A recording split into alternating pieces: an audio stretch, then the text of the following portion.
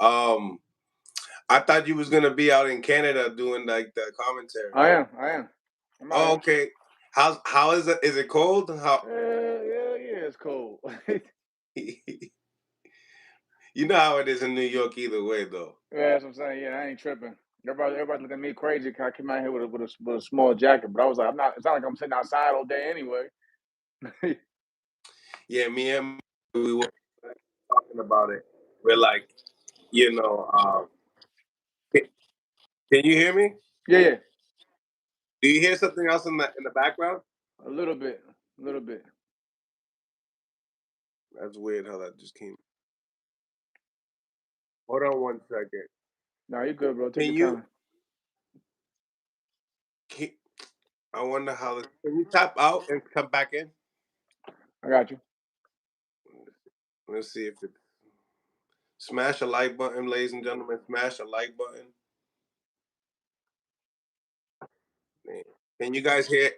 How's the audio, guys? Let me know what y'all think. What's the audio like?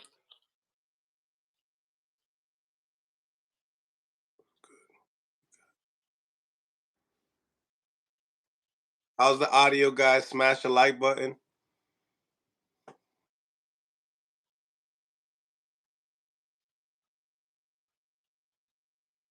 So talk to me. Do you hear any feedback? How do I sound? No, you sound clear, bro. You good? Nice, nice, nice. All right, What's going ladies on, and Glad? gentlemen, Mill What's City. going What's going on, Gladiator? Nice. Smash the like button, ladies and gentlemen. This is Mill City Boxing, home of the high level pro boxing media, the fighters channel, the trainers channel, the people's channel. We got here former champion Jamel Herring. My guys, so you're in Canada. I was just telling my guys, I was like, yo, listen, it would be dope to go out there because it's only a couple hours out from our way. We're in Yeah. Massachusetts, You're right. but we didn't think about it soon enough. Um, who you got? Of course, the favorite is Beterbiev, but like when you look at how like lately they feel like he's been slowing down and taking more punishment. I think Smith will have to basically box a perfect fight, and you know what I mean. And stay off the ropes because one thing with Beterbiev is once he gets the engine running and he starts closing that gap. You know what I mean. He places his punches really well, and they all got some sting behind them. So you gotta look into that. But again, this is boxing. We've seen it like again. We no one's seen that from like what a few weeks ago, a while that it happened. So like anything's possible in this sport. But again, you got to go with better be as a favorite. Um, 50-50 fight. Nah, I probably say like and I know Buddy probably gonna be mad because Buddy my guy, but I probably say like maybe like a 70, a 70-30 type deal. Like we just don't know. Like we just don't know. And then you gotta look at everything that's been going on with the media, with the whole, they trying to say with the testing and things like that. So I don't know, man. It's just a lot that is going on right now with this fight, man. In the last past 48 hours or so. Facts, especially on Twitter. Yeah, man. It's just a lot going on. So I don't know, man. Like I said, it's just a lot to go on. So I'm just saying, I'm just gonna look like this, like the streak. 19 wins, 19 KOs. It's hard to look past that. But again, anything's possible. Father Time catches up after a while. 100%. Do you see this being a late round stoppage? Like I said yesterday, I think I'll probably like if Beterbiev is going to make a stoppage, I'll give it like 8, 9. You know what I mean? 8, 9 rounds. Okay. Um, is anything that Callum Smith has a what's like his key Yeah, to victory as yeah, the underdog? he has the height. He has the height. He has a reach, and like I said, he actually has good power himself, like respectable power. So he has to basically box and just stay on the ropes. The minute he gets on the ropes and better be able to start, saying tagging off, it's going to be problems for him. Because like again, he's gonna wear the body down to take away the legs of Callum Smith. So Callum Smith has to basically keep the fight in the center of the ring, You know what I mean? Anytime he hits those ropes, he needs to hurry and exit and get back to the center of the ring. Mm, mm. Now, as far as Better Beef is concerned, what are the things that if Father Time did hit right, overnight, right? Because it's been a little bit of a Yeah, layoff as well. it's been a while. That's another thing. It's been a while for him. I think it's like 17 months. 17 months since he's been out, something like that. Anthony Art, Yeah, I think he's been out for a while. He's been out for a wow. while, man. That's what I mean. So like, if it's the ring rust, if he doesn't like I would say with Smith needs to bag in those rounds early, just in case he can like get to the finish line because that could be a huge deciding factor. You know what I mean? But that's what I mean. Like anything's possible, especially when you include the layoff. We don't know how much Beterbiev has in the tank and things of that nature. Even though, like I said, he only had just about his 20th fight, but it is like I said that them layoffs hurts a lot of. We've seen it during the pandemic, and after the pandemic, a lot what the layoffs are doing to fighters, especially they're fighting at that higher level. Mm. Some people say, when it came down to better beef, he fought punchers, but their IQ wasn't too high. Right, Then kind of surprised everybody with Anthony Yard, even though Anthony Yard is not like this huge KO artist, but still a respectable guy in a division that has a good punch. right. Um, they're saying guys like Eddie Hearn, they're predicting a big right hand, KO. Does Carlos Smith have those abilities? And he obviously has the height. If you compare it to the Canelo Alvarez, I'm assuming Beterbiev is the bigger puncher Right. when it comes to Canelo. So we'll see, Callum in the back foot in this fight. But they're saying that Beterbiev hasn't really faced somebody that can punch and box. I What do mean, you yeah, think? and again, styles make fights, and you can't still. I mean, they can say that, but that doesn't mean that he's not prepared for it. At the end of the day, what I mean. I'm pretty sure that's what training camp is for. But I get it. I think like, again with the layoff, but then you got to look at the physical attributes of Callum Smith. Like his only setback was Canelo. I mean, it's Canelo, but Canelo can box. He can hit. You know what I mean? He has foot move. You know what I'm saying? He has rhythm with his feet. So there's things that Canelo does well. Even though, like you said, Beterbiev has probably the power factor, but there's more tools in my opinion with Canelo Alvarez. But again, I like watching Beterbiev when he fights because he's not just a brute fighter. Like he can like put combinations together. He knows he has like accuracy when he's looking for a certain mark when he's trying to break it out to the body to get you stationary.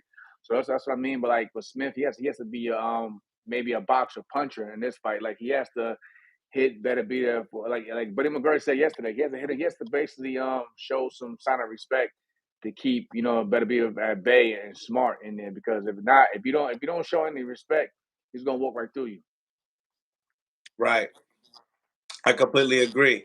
Um, you know, it would be kind of a shame if, Callum kind of, did beat, better beef. And it's like, it would be, what would it do to the boxing world knowing that, damn, better beef went, he got old in one fight. And now Right. you don't want to see the Bevo fight. Right. I mean, again, we always want to see that, Anthony but Joshua and Wilder effect. yeah, that's what I mean. Like boxing's funny, man. Like things happen overnight. You know what I mean? Things definitely happen overnight, man. So it's just it's a rough situation. But again, if he looks great in this, like his own self, and of course, it brings more attention to hype to the unification or the undisputed matchup with Bevo. So we'll just have to wait and see tonight. Uh Question in your behalf. If say in a wild world, right?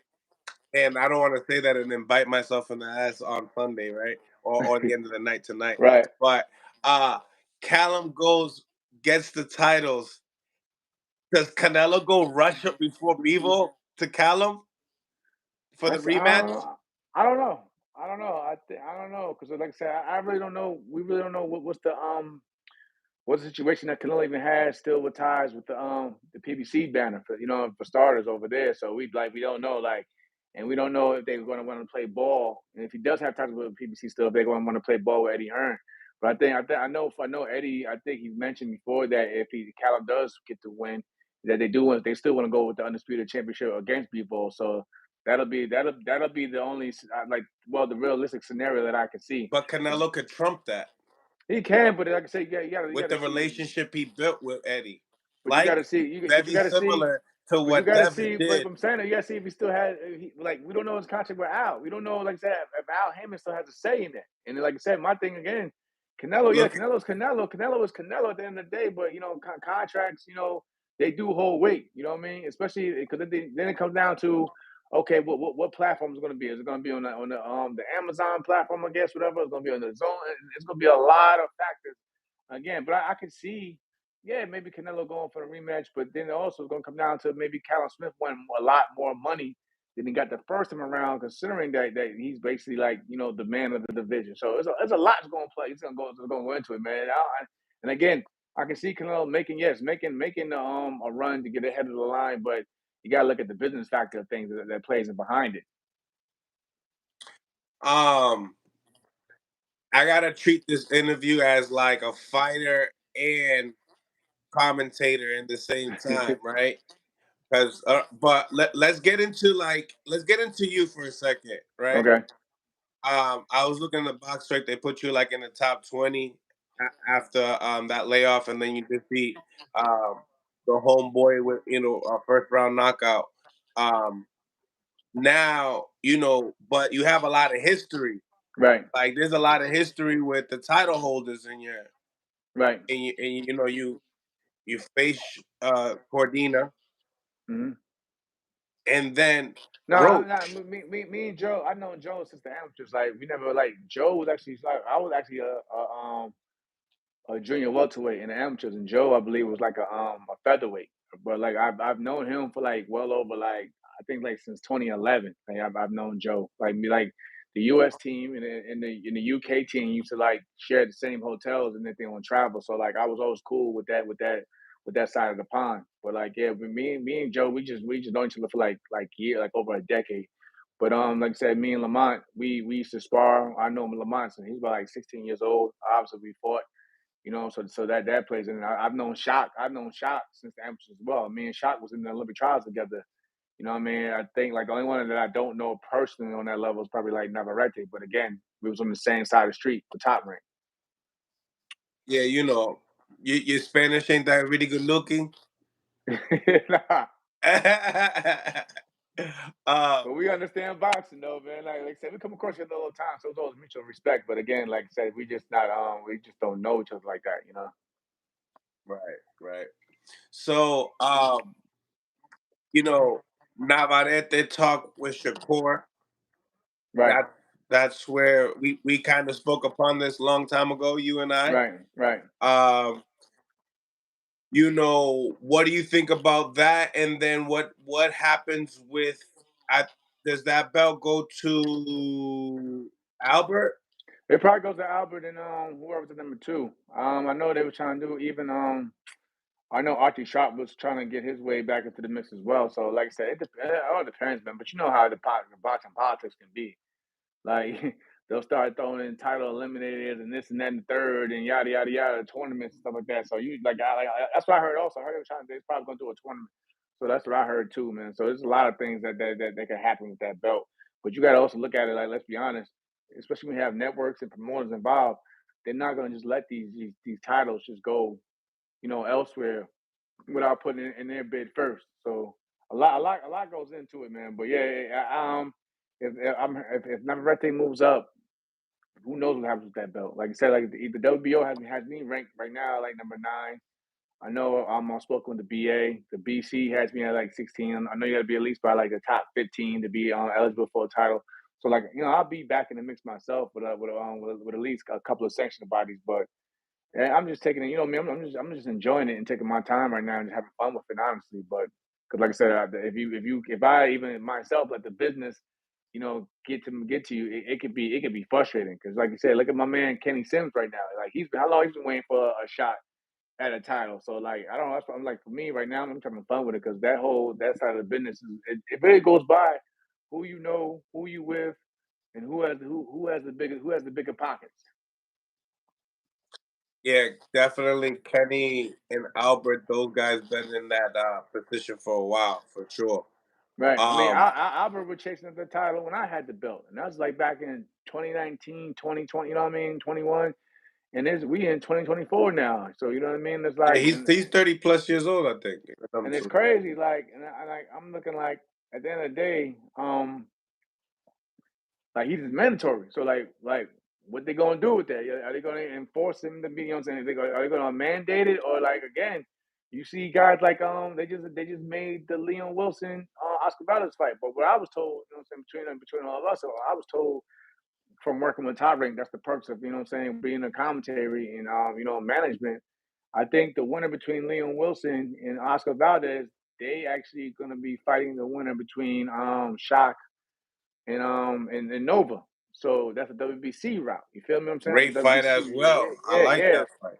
So yeah, so like I said, I know Top Ranks is positioning themselves to keep things around, like let's be honest, like in house and giving their guys opportunities first before the outside world, all the other fighters, other promotional bodies get a chance to fight for those belts. I mean, look what's going on. Like, you see it happening even now with the third one lightweight division. You know, after my man Devin Haney moved up, you know, right now what they're gonna have Lomachenko, Kambosos, IBF, and Shakur already grabbed one of the titles, you know, the BC version.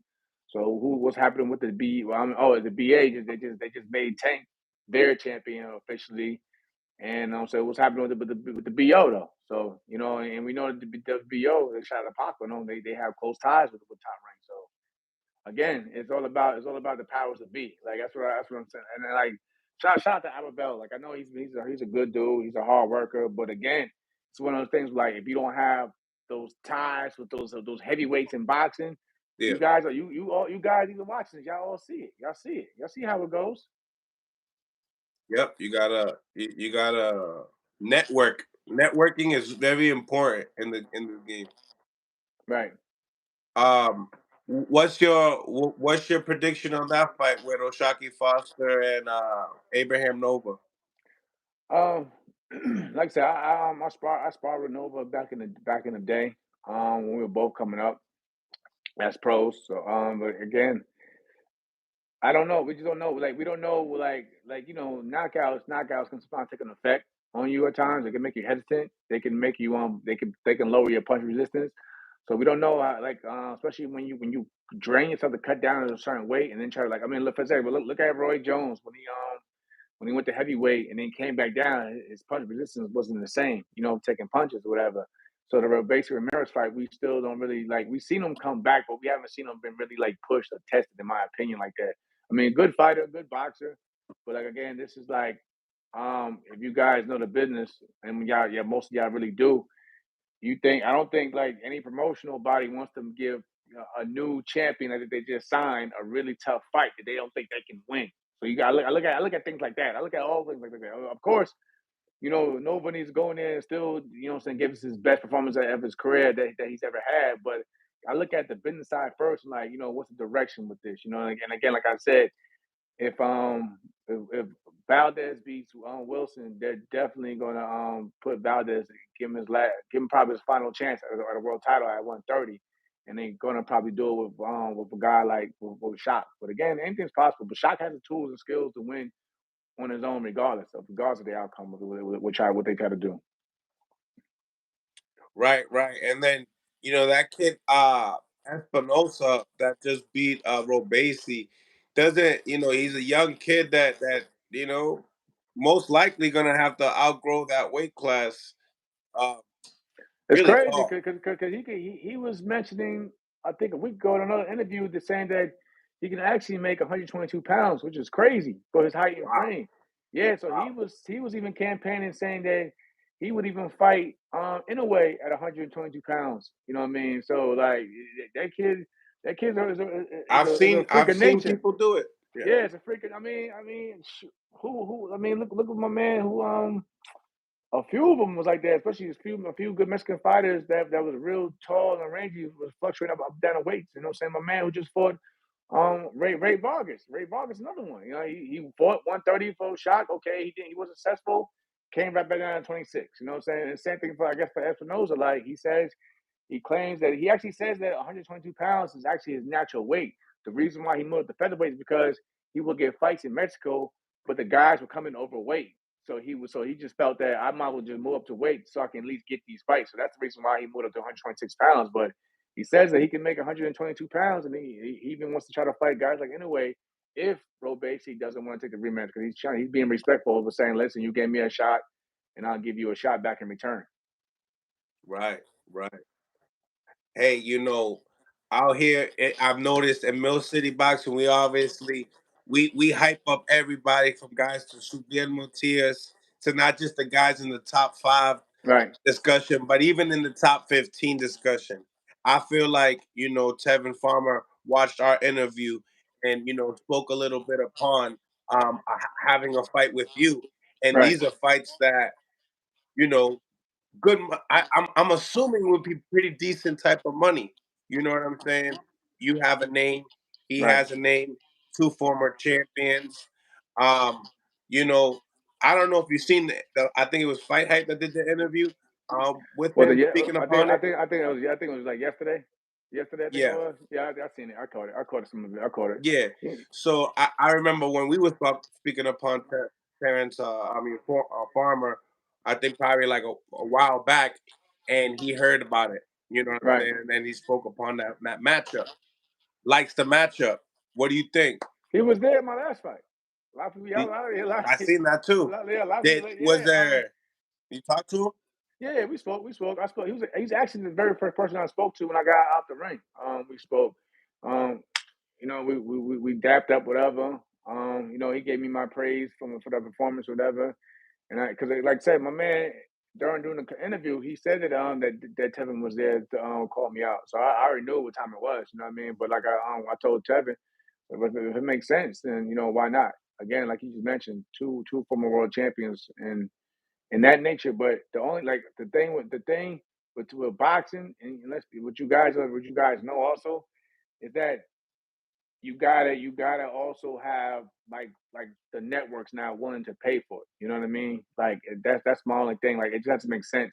But if it makes sense, then like why not? But like today we live in an era now like people like what I was told, like networks want content, like content. That's how I look at it. They look at fights now, like content. So if it's a draw and it brings in attention, they're gonna want to do it. If you see now, a lot of even like I guess because all these influential boxes now with content, that's what a lot of networks are looking at now in terms of like what brings in the most eyes and views with these fights. So like I said, for me, if it makes sense and it gets me closer to becoming a world champion again, then so be it. That's how I look at it. It's a fight is a fight to me. But again, sometimes it doesn't come down to the fighters wouldn't do it. You see, like at times now they're going back to where the networks, not even the promoters, more the networks, if they would have been willing to pay for it. Like I said, because we had the Lou, shout out to my man Lou Bella, he had to basically get the zone on board my last fight. And truth be told, he paid for that fight out of his own pocket. It wasn't even the zone just hosted it. But when a fight like that, fighters are gonna ask for real purses. You know what I mean? So of course everybody's gonna want to get paid. So that's when the networks come into play. And it comes down if they want it or not. I feel like your name could be easily spoken upon. Uh, Big fight with 2 names, Yeah, title. Larry's right. Larry Lopez is right, man. Like it's really like that now, bro. Like it's really like who had like you say like, who has the name, who has the audience, who has the backing, and it's crazy. I mean, like they'll try to tell you, I'm not gonna mention names, but certain guys who right now who have world titles, or they don't sell, or they don't draw. So the fight's not gonna pay what you think is gonna pay you, champ, and this and that. Third. That's why when you guys look at me as of recently, why do you think I was trying to go fight whoever in the UK? Because we know the UK at least they're gonna come out for their fights, especially if you're a champion, they respect that as well, and say they could fill up in stadiums and arenas over there for sure. But that's why I kept calling for a fight with Jordan Gill because Jordan Gill holds the WBA version of the title. Let's be honest. You grab that, you get back into the mix of fighting Lamont again. So that like everything I do, like I do it for like a reason. I don't just be calling fights, just be calling them. Like everything for me has to have a reason behind it in terms of business now. Right, right. Let's check this out. Let's see how the numbers move. if y'all like a Terrence, if y'all like a Tevin Farmer and Jamel Herring fight, next, smash the like button. We got 39 people on the live, 13 likes. Let's see how it moves. Let's see if they like that fight because I like that fight stylistically. You know what I'm Right. saying? What do you think about it stylistically? I mean, it's like I said, for me, I remember as a fighter, I'm gonna prepare for any style at the end of the day. You know what I mean? That's just how it is. I mean, I'm not gonna say it's a good or bad style. Like, I think it's probably more of a chess match because of the styles that we both bring to the table. But again, you gotta I always look at myself like I don't try to fight every fight the same because that's why I know for a fact in today's world we all have access to tape and footage. So of course, I like to try to like throw a little curveball in there because I'm probably thinking like they might be trying to train for this style, but I'm gonna come in like this. Like for instance, my man Rudy Hernandez training Rudy Hernandez when he was training Masika Ito to fight me for the world title. They thought I was gonna fight like they was looking at the Dennis Shavakov fight. You know what I mean? Totally. But I came in there with a totally different style and game plan.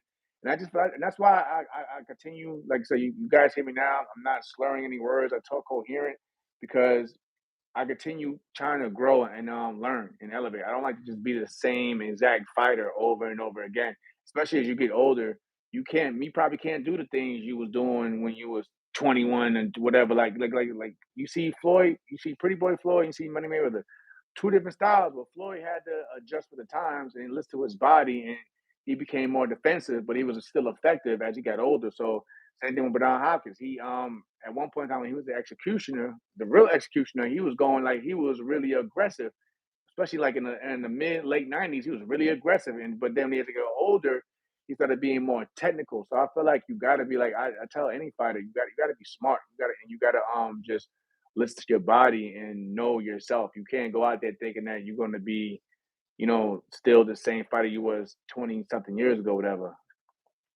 Yeah, so you gotta think smart in preparing for that camp. That Right, makes for sure. yeah. Um, Now let's see another name that's been trying to really get into the mix. He wants to entertain 35, but never has yet. You know, smash that like button, ladies and gentlemen, if you like a Gary Russell and Jamel. That's a Eh, that's the one I ain't hearing in a while. I haven't heard like a matchup We like that haven't in a heard it, long but if in a while. would you like to give him a welcome back? So what's the weight division though? 30. Oh yeah, 30. I mean, like I said again, Gary's a good fighter. Gary's I a mean, respectable what fighter. what would you be willing to do? I mean, I'm open to everything because, like I said, I'm not a picky dude. That's the thing. I'm not a picky dude. Like I said, Because people would pay to see that. when I ask for fights, I always The ask great like co-main event. yeah, when I ask for fights though, I always ask, okay, what's next? Like for me, like a lot of fighters, you guys see, they just take fights to take them, which is cool because of entertainment value. But like if you're really serious about your career as a fighter, I would say, okay, we take this fight. What's next? What's next? I need to know. Like I'm not looking ahead, but I need to know, like for motivation. Like, okay, we beat this guy. What do we get next? Like, and I said again, like I spoke to Lou Bella, I think like the day before yesterday. I said, okay, we take this fight, Lou. Seriously, what? He said, okay, it puts you back in the where you want to be at for a world title. So that's how I look at it. That's how I was acting. Like, okay, we take this fight, we win it. Well, I need to know what's the reward afterwards. What's the reward? Yeah.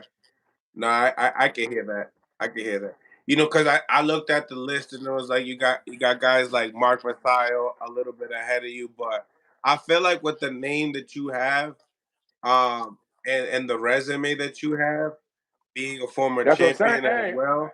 all y'all watching, all you got listen, all y'all watching. I'm like, I'm an honest, straight shooter. Box record is cool. Don't get me wrong. Like, can I look at everything from box record too? But when you guys really want to look into things, go into, go Ring into, Magazine. no, not. Just go look at the section bodies. Go look at the rankings. Like I said, you don't if you mentioned, if you have a name. You don't have to be the mandatory. You just have to basically get in that ranking. You know what I mean? And you're already in the mix. That's why. But like something like if you don't see some of these names on the list or whatever, and they're not ranked, it's kind of hard for you to put, at times, especially with today, man. Like everyone trying to just trying to get in line somewhere. But like I always say to people, like, listen, man. But like you Oh, said, popularity. yeah, popularity and but the rankings as well in those sanctioned bodies. You know what I mean? So I could be number 50 on Boxer, but as long as I'm right now, but on WBO's rankings, I'm number 9.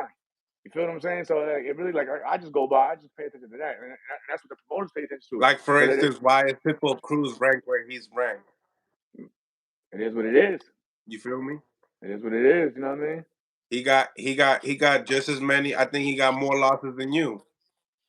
I mean, like saying Pitbull Cruz, he's been in real good fights. And Like, you've been in great fights, even the ones yeah, that you lost. yeah, The he's the been in, time the and fights same as that you've him. lost, you went all the way to to the end. If you got stopped, you got to the end of the fight, or it's been a unanimous decision. Right, but yeah, but like I said, like I mean, those fights you mentioned are good fights, but like for me, I'm just like, like I said, I'm not getting no younger. Let's be real, but I just want to get a chance to get back into that title picture. But again, those fights are really good fights. Like Gary Russell, he's gonna make a good fight, especially if Gary comes like Gary that we know. You know what I'm saying? So like, again, those fights are really good fights. It just depends what the what the team's gonna do at the end of the day. Right, right.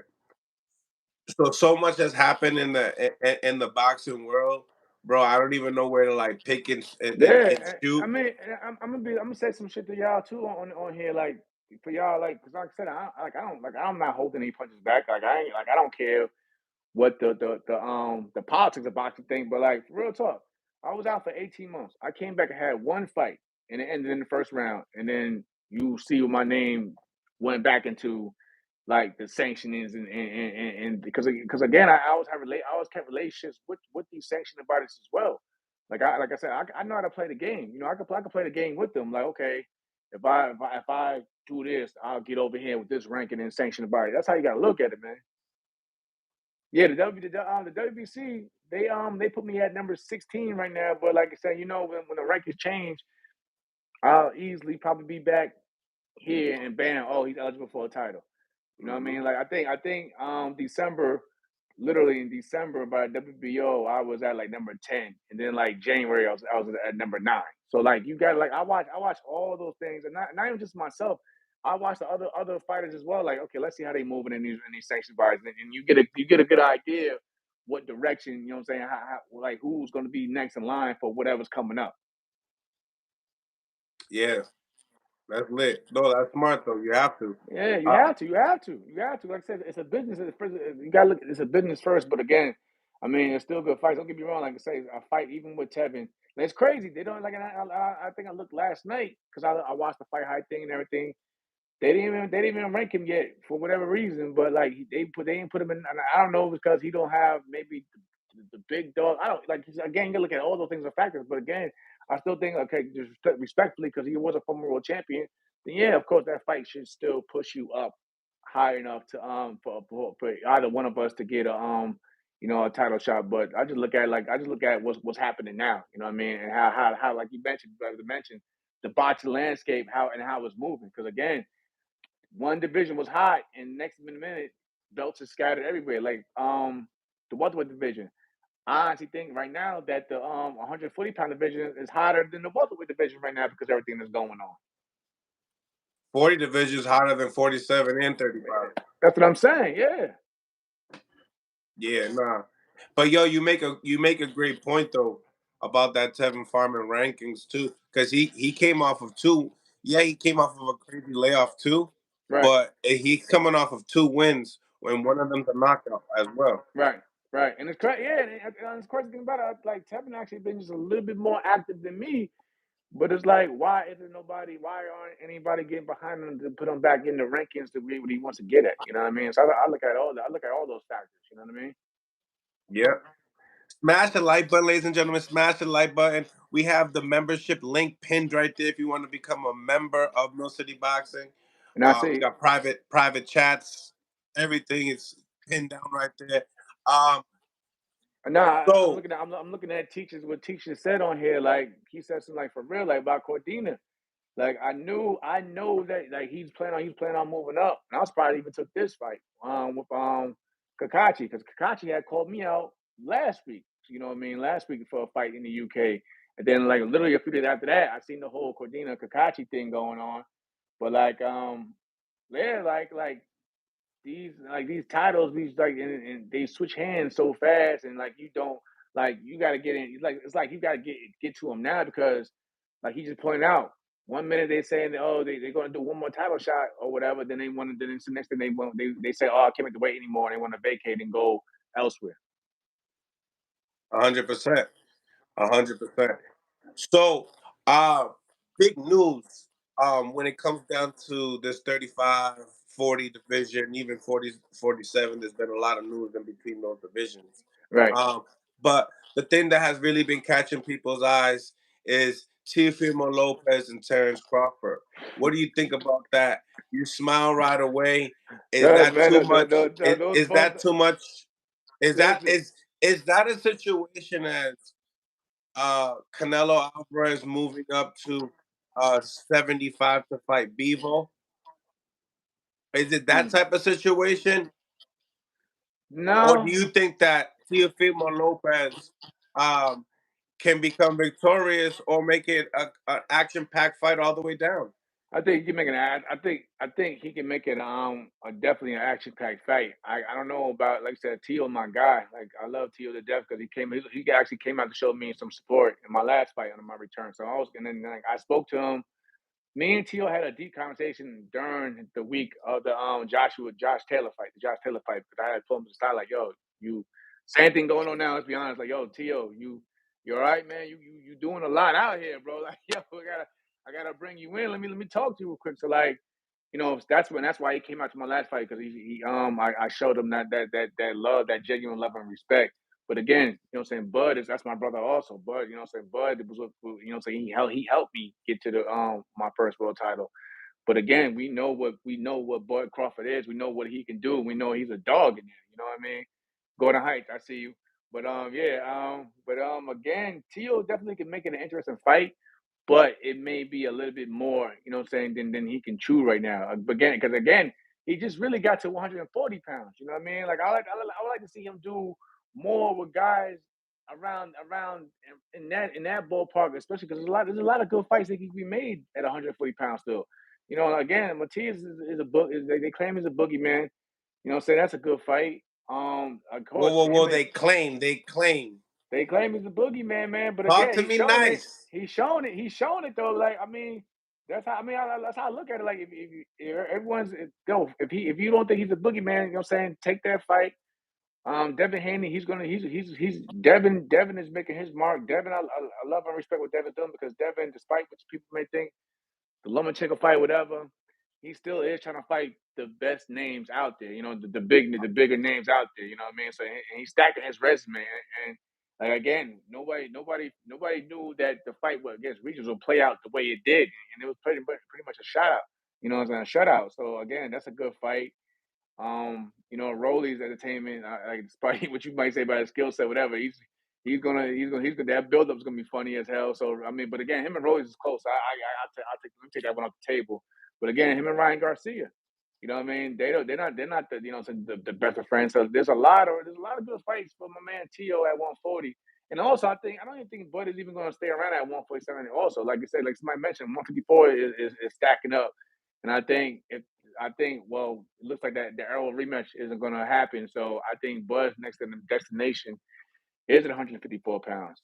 But I mean, what you guys think? Even in the comments, like I'm trying to keep up now. But again, like I said, I love you guys in the comments because again, I do go off y'all opinions as well. Even with my commentary, I go off what the people think and what the people, say the people's opinion.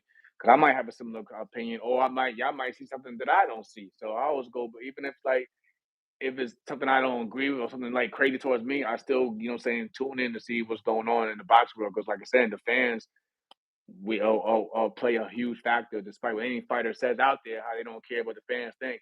Y'all play a huge ass factor in fights moving forward. Because look at Ryan Garcia, and that's I like Ryan Garcia, but again, Ryan Garcia is mainly big because of his fan base. You know what I mean? And then they acknowledge his skill set. That's the crazy thing about it. It's usually skill set, and then if you can draw, but with Ryan, I feel like he can draw, and he can fight.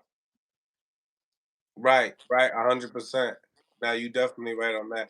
Because no, but like I said, that's the reason why I feel like they avoided Matias though, like because he doesn't have the big backing or the big fan. But I never watched. Come on, you hear guys say they never watched his fights. Come on, man. If you're a fighter in that division, you watched it. You watching every champion out there. You can't sit there and say I'm gonna jump into the division, but not know who this champion or that champion is. Like for me, I know. Listen, I looking at every champion in any division that I jump in. So all that when you hear guys say, "Oh, I heard he's a good fighter, but I don't really watch another fight." You know who that man is, though.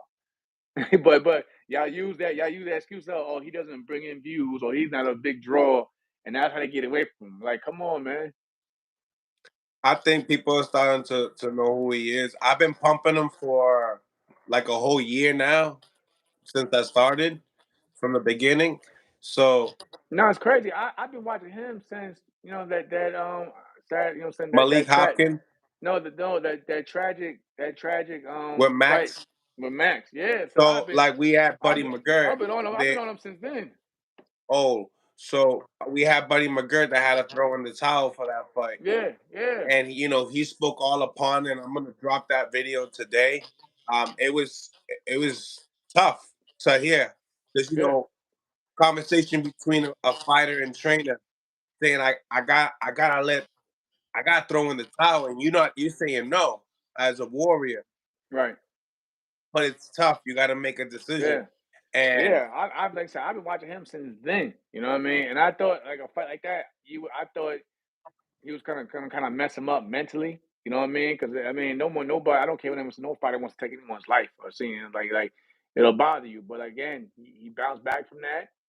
He became world champion, and even as a world champion, he can't get the fights that he's looking for. You see him now; he's constantly out there calling everybody out, but nobody's really answering the call. I think Teofimo probably the only ones that really entertain a fight with them, of course. But other than that, even guys that's like in position to fight for an IBF to fight for the title, I think are not really trying to call him out. right. So how do you rank it? Like the in your eyes, top guys, top dogs at 140. I go by like just how boxing is structured. Like if you beat the guy, you're the man. So of course I probably had Teofimo, but then again, you can make an argument that Devin, what I'm saying, is up there with him. But right under those two, I see a Matias right there. But stylistically and competitive wise, Competitive. competition wise, how Hey, close are these fights? my styles been fights. If they all mix it up together, They're close. They close because a lot of those guys are real like boxers and technicians. So they're gonna be a lot of chess matches. Like a few of them. I think Matias is gonna be the only one that's really, and probably Rolly's probably the only one that's gonna try to like dog it out. You know what I mean? But like, Devin Haney, he has one of the best jabs. You know what I'm saying? And like I believe everything starts with the jab. The jab offsets everything. If you have a good jab, and he pumps that jab the entire fight if you let him. Teofimo, he just like naturally athletic and gifted, but he can box as well. Counter puncher, fast hands. Ryan, we know Ryan has fast hands and has still can crack and has power. He may not have the best technique at times, but he has tools to keep the and he has height and so reach as so so well. then, what do you think about Rolly and Ryan? Who wins? Rolly can crack. I'm telling you right now, like I said, So that's a close fight. That's a close Yeah, fight. Ryan can't come. He can't come. We made jokes when we seen it, but he can't come with that shoulder roll thing, whatever. Unless he's going to camp and really The perfecting it. California roll. Yeah, yeah, whatever, man. But he got to really he got to tighten up because again, you can't turn away from certain people, certain individuals. If you turn away, it's the shots you don't see, and bam, you know what I mean? Rolly, he throwing them things from like he heavy handed, so he throwing them from all types of different crazy angles. Anyway, I mean, he was even at times able, to touch Tank at times with it. You know what I'm saying? He probably didn't have effect, but like the thing is, I feel like if a fighter can touch you, they can surely get one in there to hurt you. You know what I mean? So again, Ryan was going like his offense is not the issue. I'd rather see Ryan tighten up his defense. You know what I mean? Because when Ryan opens up like he did against Tank, that's when he got caught. You know what I mean? So he got to tighten up that defense. And Rolly, them awkward fighters are the ones you really got to work. Same thing with like guys like Navarrete. them awkward fighters, how can you really train for them? You know what I mean? What sparring? What sparring are you gonna get for them? So you better come with a tight defense because them awkward shots come from all angles. Um. So with that Ryan and Rolly fight, you don't favor anybody? No, not really, not really. Like I said, Is I that know. 50-50, huh? I mean, you probably give it a little bit towards Ryan for just for the caliber, even just for like pretty much, you know what I'm saying, off of You can basics, a see little bit both of of them. something. You can see But both of it's them not too stop far each off. other. Yeah, it's not too far off in my opinion. It's not too far off. I mean, I know a lot of people give Rolly a lot of hell, but again, you know what I'm saying, he does have that dog in him when he's gonna push forward. So if you don't stop him and he don't respect you, he's gonna just continue bombing away on you. Like so, yeah, like I said, it's not too much. It's not too much. Like my man Birch just said, it's not to me. And there's no respect to neither one of them. Right? I just think that that's a close matchup. So, cause I know the whole thing was, oh well, Ryan wants to go get a belt before he goes back to the table with Devin Haney. That's still not an easy fight. You know what I mean? And let's be real. Floyd's gonna try to position his fighter to get the bag before anything. You know what I'm saying? Floyd don't got no ties in terms of contract. What he banking off of Ryan. You know what I'm saying? So you gotta look at his business first. Floyd about his business. So of course he's gonna put his man in a position to be that guy to raise their profile to get the bigger fight.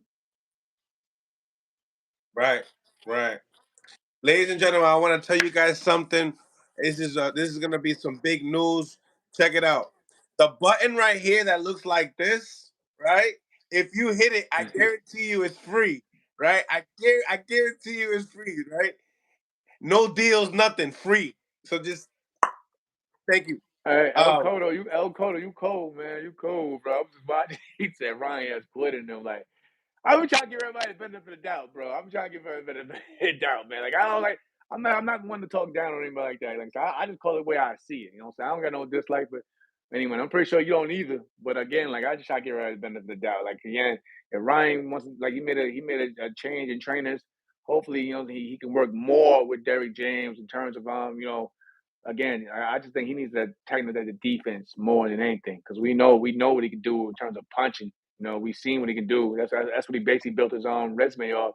Besides his base, like the left hook and the power, but he got to tighten up that defense because these guys are bigger. I mean, these guys are bigger now, so they ain't they like you said when I first came around coming across Brian Garcia, what he started at 130. These a whole different ball game at 140. that's right. That's right. Come on, guys, ladies and gentlemen, hit that like button to improve the visibility of the show. We need 100 likes by the end of the show. We're going to be setting up a poll, but before that, we're going to be asking Jamel Harrison more questions. So tell me, now with the top dudes, right, in your Right, behalf, without ranking them of their accomplishments and knowing what's happening, because I'm going to give you some details of what we just did right here on the channel. Yesterday, we talked to Subir Matias' coach. He put Bill Haney in touch with Subir Matias' manager and promoter, right, and they spoke. I think 2 weeks ago, and now Bill Haney has spoken to the gentleman 2 times, but the gentleman had to hang up all the phone with Bill Haney because Bill Haney keeps screaming at him, and he's a multi-millionaire, doesn't need boxing, right. but has it in his resume. You know what I'm saying? So, nevertheless, what do you think upon that? Because now with that situation, Bill's smart. He does a negotiation that he knows if he acts up, it's not going to work.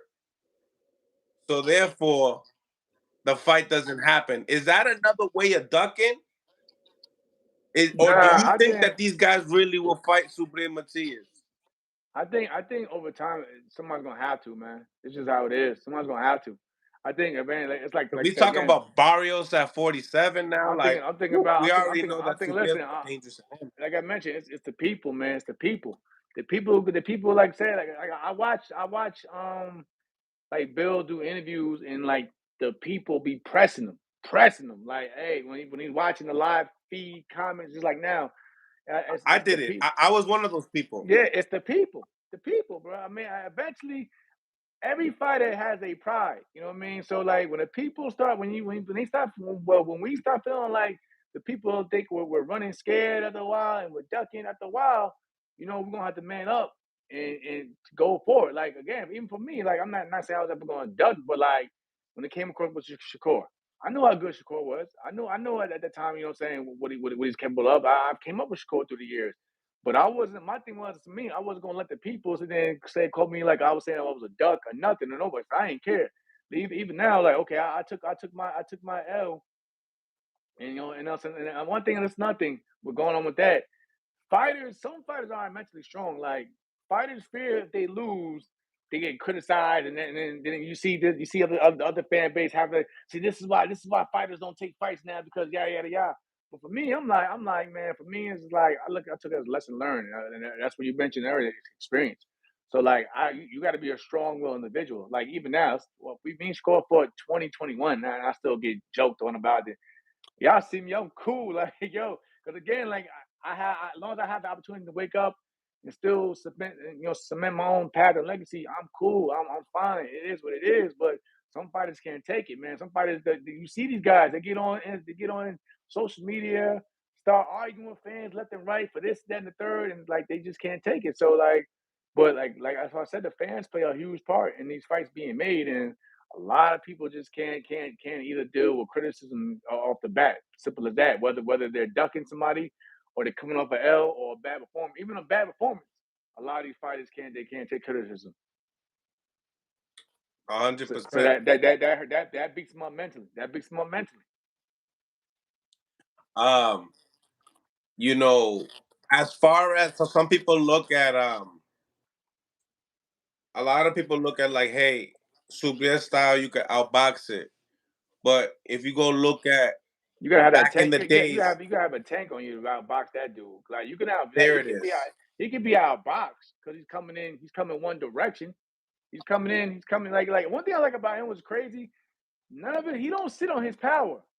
All his power is arm shots. He just come in. He just bullying to you, arm shot. He not like sitting there setting. No, that makes it even more scarier. Imagine if he was actually a fighter that likes to get planted and then start ripping on shots. You know what I'm saying? He has power, just arm shots, and he just come. He just come. But like you got to be a special fighter. You got to be a fighter that knows how to stay composed. Because like I said, pressure. You know what I'm saying? Pressure breaks pipes. So you got to stay. You got to stay composed, and you gotta definitely box and be prepared to have that tank to go 12 or how many rounds to you, and if you unless you catch him with something to put him out. But you gotta. But that's the thing. A lot of fighters see that. Like I mean, I think I seen him. I think I forgot. It was during the bubble, the PBC bubble. Like he fought one of my guy Malik. He fought my guy Malik Hawkins, and Malik, Baltimore. yeah, tall dude, everything, boxer, but couldn't keep that consistent pressure off of him, and he just wilt. You know what I'm saying? He just wilted in that, and that was that. So that's what I mean. Like with a guy like him, you gotta bring him. You gotta have that gas tank, and you definitely gotta be a boxer, and you gotta know where you're at all times in that ring with a guy like Matias, because he's just gonna like say he's not setting them shots. He's just coming in and he's just letting his hands go. And yeah, he'll slip shots at times for defense wise and things, but he's not getting set, and he's not, and then he just in there while eyes he's walking towards you, and he letting his hands go, and you just don't know and then he's throwing combinations, so you just don't know when he's gonna stop. So that's what makes him difficult and complicated in that ring, from what I see. No, yeah, 100%. Like when I was talking to a buddy, and when he was analyzing them, he was like, "Yo, this dude's a beast." Like with excitement. Like I love Right, watching right, some of this type of fighting, throwback type of a fighter. right, When you listen to coaches like that get excited like that, the old timers like, buddy, it reminds them of the old time. You know right. what I'm saying? Like, well, who does he remind you of back in the days that could show why his style trumps a really good Mm. boxing style? I can't really say. I actually probably do my own little more studying like with that because again, Because he throws harder than he throws harder shots than the not he throws more shots than Durant. yeah, but Durant could also box. He had like, but again, I get what you're saying. Like Durant, when he wanted to show that dog, Durant used to walk you down Yeah, he too, could box more and just and than just and just Sabir. and just and just, and just beat on you. But again, like I said, even then, like I give the respects to the greats like that. So I say it's too early in his career. You know what I mean? But again, right now, in terms of today's era, there's no one really now that actually does that. That just comes forward and just throws from the arms. A lot of fighters use techniques. Even guys like Rolly, he'll sit on his punches and use technique and set shots up. But like Matias, he just a bulldozer. But he's smart. He is not coming in, coming in head first. He'll at least try to weave shots and then slip. And once he slips and then he lets his hands go. You know what I mean? It's not like he just coming in. Nah, he's actually coming in, slipping, whatever, That's what I like about it throwing, yeah, too. he's throwing you off rhythm, but he's walking forward, and it's like as a fighter, you're looking at it like, yo, what's he about to do? But by then, he's already there, and he's letting And his he, hands and go, he and has his hands at home with a yeah, that's high right, guard. yeah, and he just bang, bang, bang, bang, bang, and then, you know what I'm saying? And then People he'll don't understand with that you're gonna get hit with certain shots. right, You're gonna get hit with certain shots, but it's only certain. You know what I'm saying? If he got you right, timed, yeah, that's what I'm then saying. it's gonna be a problem. He's like that one. I'll take one, but I'm gonna get off at least five of these motherfuckers, right? Like he one of them like type dudes. I'll take one. If it gets through, okay. But when it gets through, you better be out the way when I come back and return. And he's hearing you breathe every round. Oh yeah, yeah. Because he's right there. He's right there on your chest. I mean, yeah, it's nothing. Body language, folks. Body language goes a lot. I mean, I look at it too. Like even when I'm in the clinch, I'm listening to how you're breathing, you know what I'm saying, in the clinch. Okay, let me see how, and I'll try to probably slip one in under the stomach to see if I can look at that, out of you and shit. But like, yeah, fighters, I mean, body language is a big thing. And the way Super Matias cuts the ring, right? It's so nonchalant. It seems like it's gonna be hard to outbox him. It's Like off it's beat. really gonna It's off beat. It's an offbeat rhythm, offbeat it's pattern. offbeat. It's offbeat. It's like Jason. When he's walking, he just keeps getting closer. Right. That's Super Matias. But one thing, like I said, I like guys like Devin Haney. If you always watch it, Devin always got his feet set.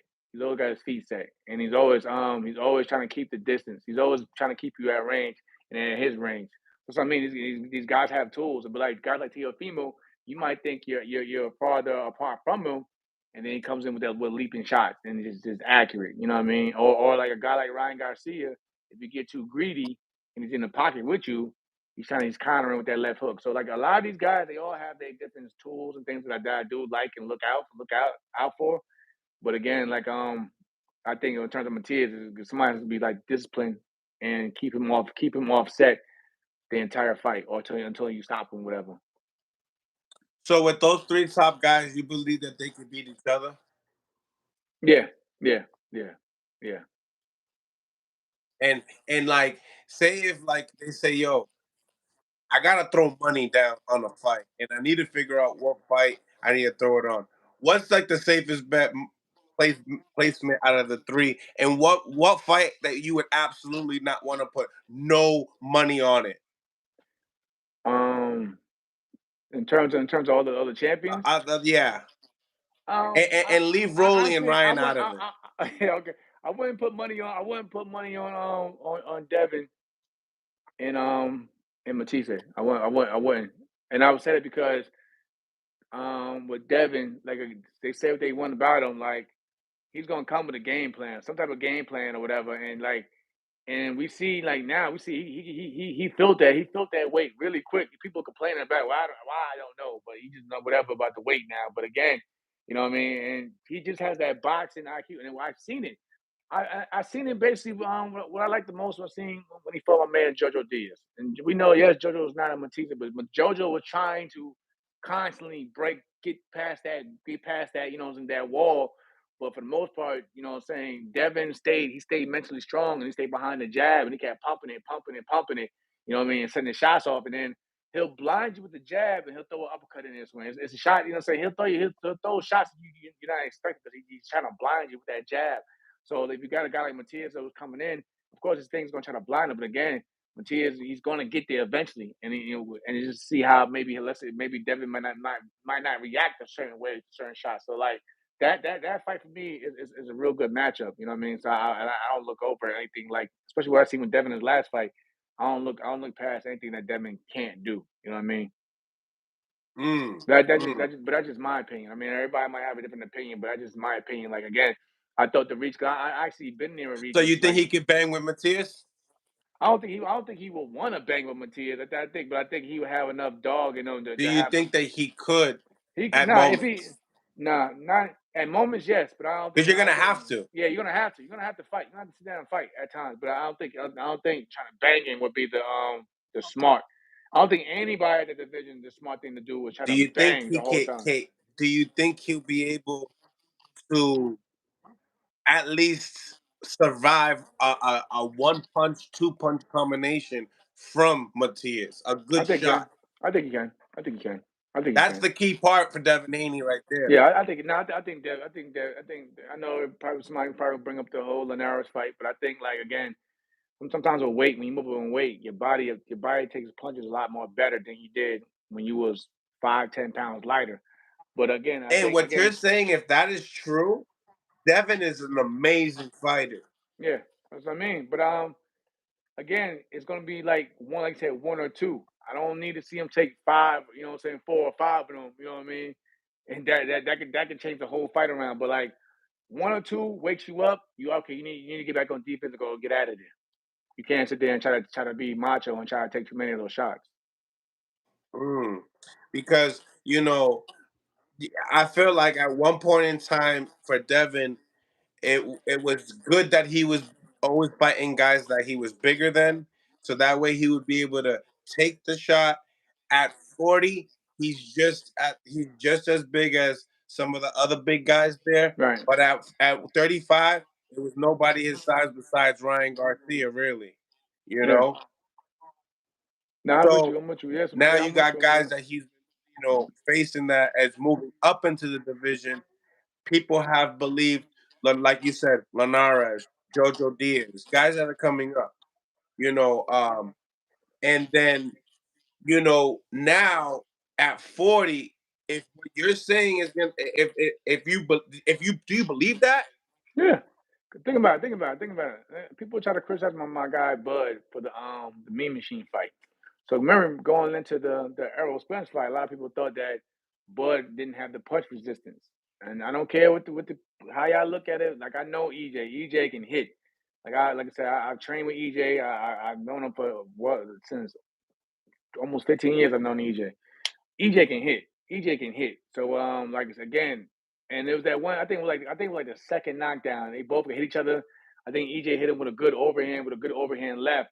But Bud came with the uppercut under when he was against the ropes. And that was a solid shot. It was a few solid shots that EJ hit him with. But again, Bud, you know what I'm saying, as he got filled into the weight class, you gotta let your body fill into weight classes. Some fighters can take punches a lot better than they did at lower weight classes. But again, like I said, yeah, even mentioned the Gamboa fight. EJ hit a lot harder than Gamboa, you know what I'm saying, than Gamboa does, but Bud, you know what I'm saying, took those punches well. Yeah, I agree. So it's I like I'm saying, agree. with certain fighters, as they go up in weight, their bodies take punches a lot better than they did when they were trying to kill themselves, or whatever, to make a certain weight class.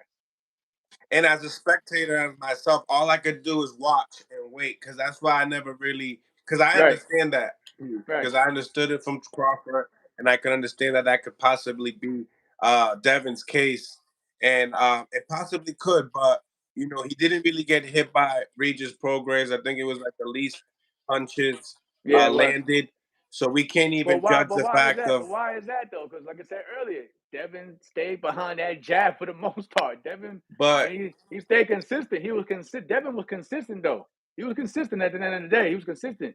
I mean, yeah, you got to look at Regis and what he was doing and what he wasn't doing. But again, Devin stayed with the game plan. You know what I mean? And that's and that's what I like about him. He'll stay with the game plan no matter what, and he'll make adjustments as he goes along. But he goes right back to the game plan when his father tell him, "Hey, you starting to fall off track. Go back to," and he'll go back to the game plan. Smack, exactly. Shout out to HLD. Weight adjustment is important to allow the muscle to become dense. Right. 100%. Smash the like button, ladies and gentlemen. Smash the like button. We have the link there to become a member of Mill City Boxing. If you want to become a member and support on another level, we got here the former champion Jamel here. So let's get into that big topic that people kind of woke up to, or the Twitter message that Crawford put out today that kind of got a lot of the media making a narrative. The narrative people are saying is, hey, the rematch is not going to happen because they made a decision now as far as Spence is concerned, and do you believe it's all have to do with the eye surgery and making sure that it's just Spence trying to take care of his Oh, his absolutely, faculties? absolutely, man. I know. Errol is a fighter. I mean, again, I was surprised how much he actually put out there recently on Twitter, and I know people was criticizing him for Speak whatever. all Just upon it yeah, and smash like the like button, ladies I and think gentlemen. Come on what was now, it? support the channel. One of the things that stuck out to us was when he said he wasn't living like a fighter. You know what I mean? He wasn't looking like a fighter, or he took too many jabs, or this and that and third. It was just things that we normally don't hear him speak. You know how he speaks on like even on social media. But I think definitely in the eye, like man, we know Bud is different. He's dangerous. Why would you want to risk? You know what I'm saying? Putting yourself probably in a more vulnerable position going into a rematch. So I'm not knocking it. And truth be told, like I said, I love them both to death, but I wasn't one to really want to see it again anyway. And I'm pretty sure so many of us agree just on the fact how it played out. You know what I mean? It wasn't like a Hearns Leonard type thing. It was just a basically pretty after the second round was pretty much one sided. So there was I don't see any reason for us to even sit through it again. And it probably could be worse because you gotta look at it like this. HLD probably knows that this, like I said, with fighters' mentality, one fighter is going into the fight thinking I'm one up on this guy already, and the other fighter may go into the fight, thinking like having some type of doubts in his mind, worried about it playing like the last fight. So you got to look at those things as well. Like boxing is more mental and physical as it is anyway. So if I feel like I got one over you and I really really get the best of you, of course I'm coming in there thinking, okay, I could probably put more together now and do more things in the second time around. So like the second time around could be worse than the first time around in my opinion. So I mean, but like I said, I love Errol to death. I'd rather see him get better and really sit down and decide what he wants to do. If he's going to move to 54, because this fight's a 54 for him too, and it probably is a lot easier on his body as well. But again, more importantly, he has to get back to living like a fighter. He has to be, he has to have that he has to have that hunger. You gotta have that hunger in you. You can't just go in there thinking, oh, it's a good payday. You got to, because again, you can get hurt in there, and like his body's been through a lot. His body's been through a lot. You know what I mean? So again, I wouldn't want to come up with eye surgeries and try to negotiate right after that eye surgery, a fight with Bud for a rematch. That's just too much. So, um, is this the end?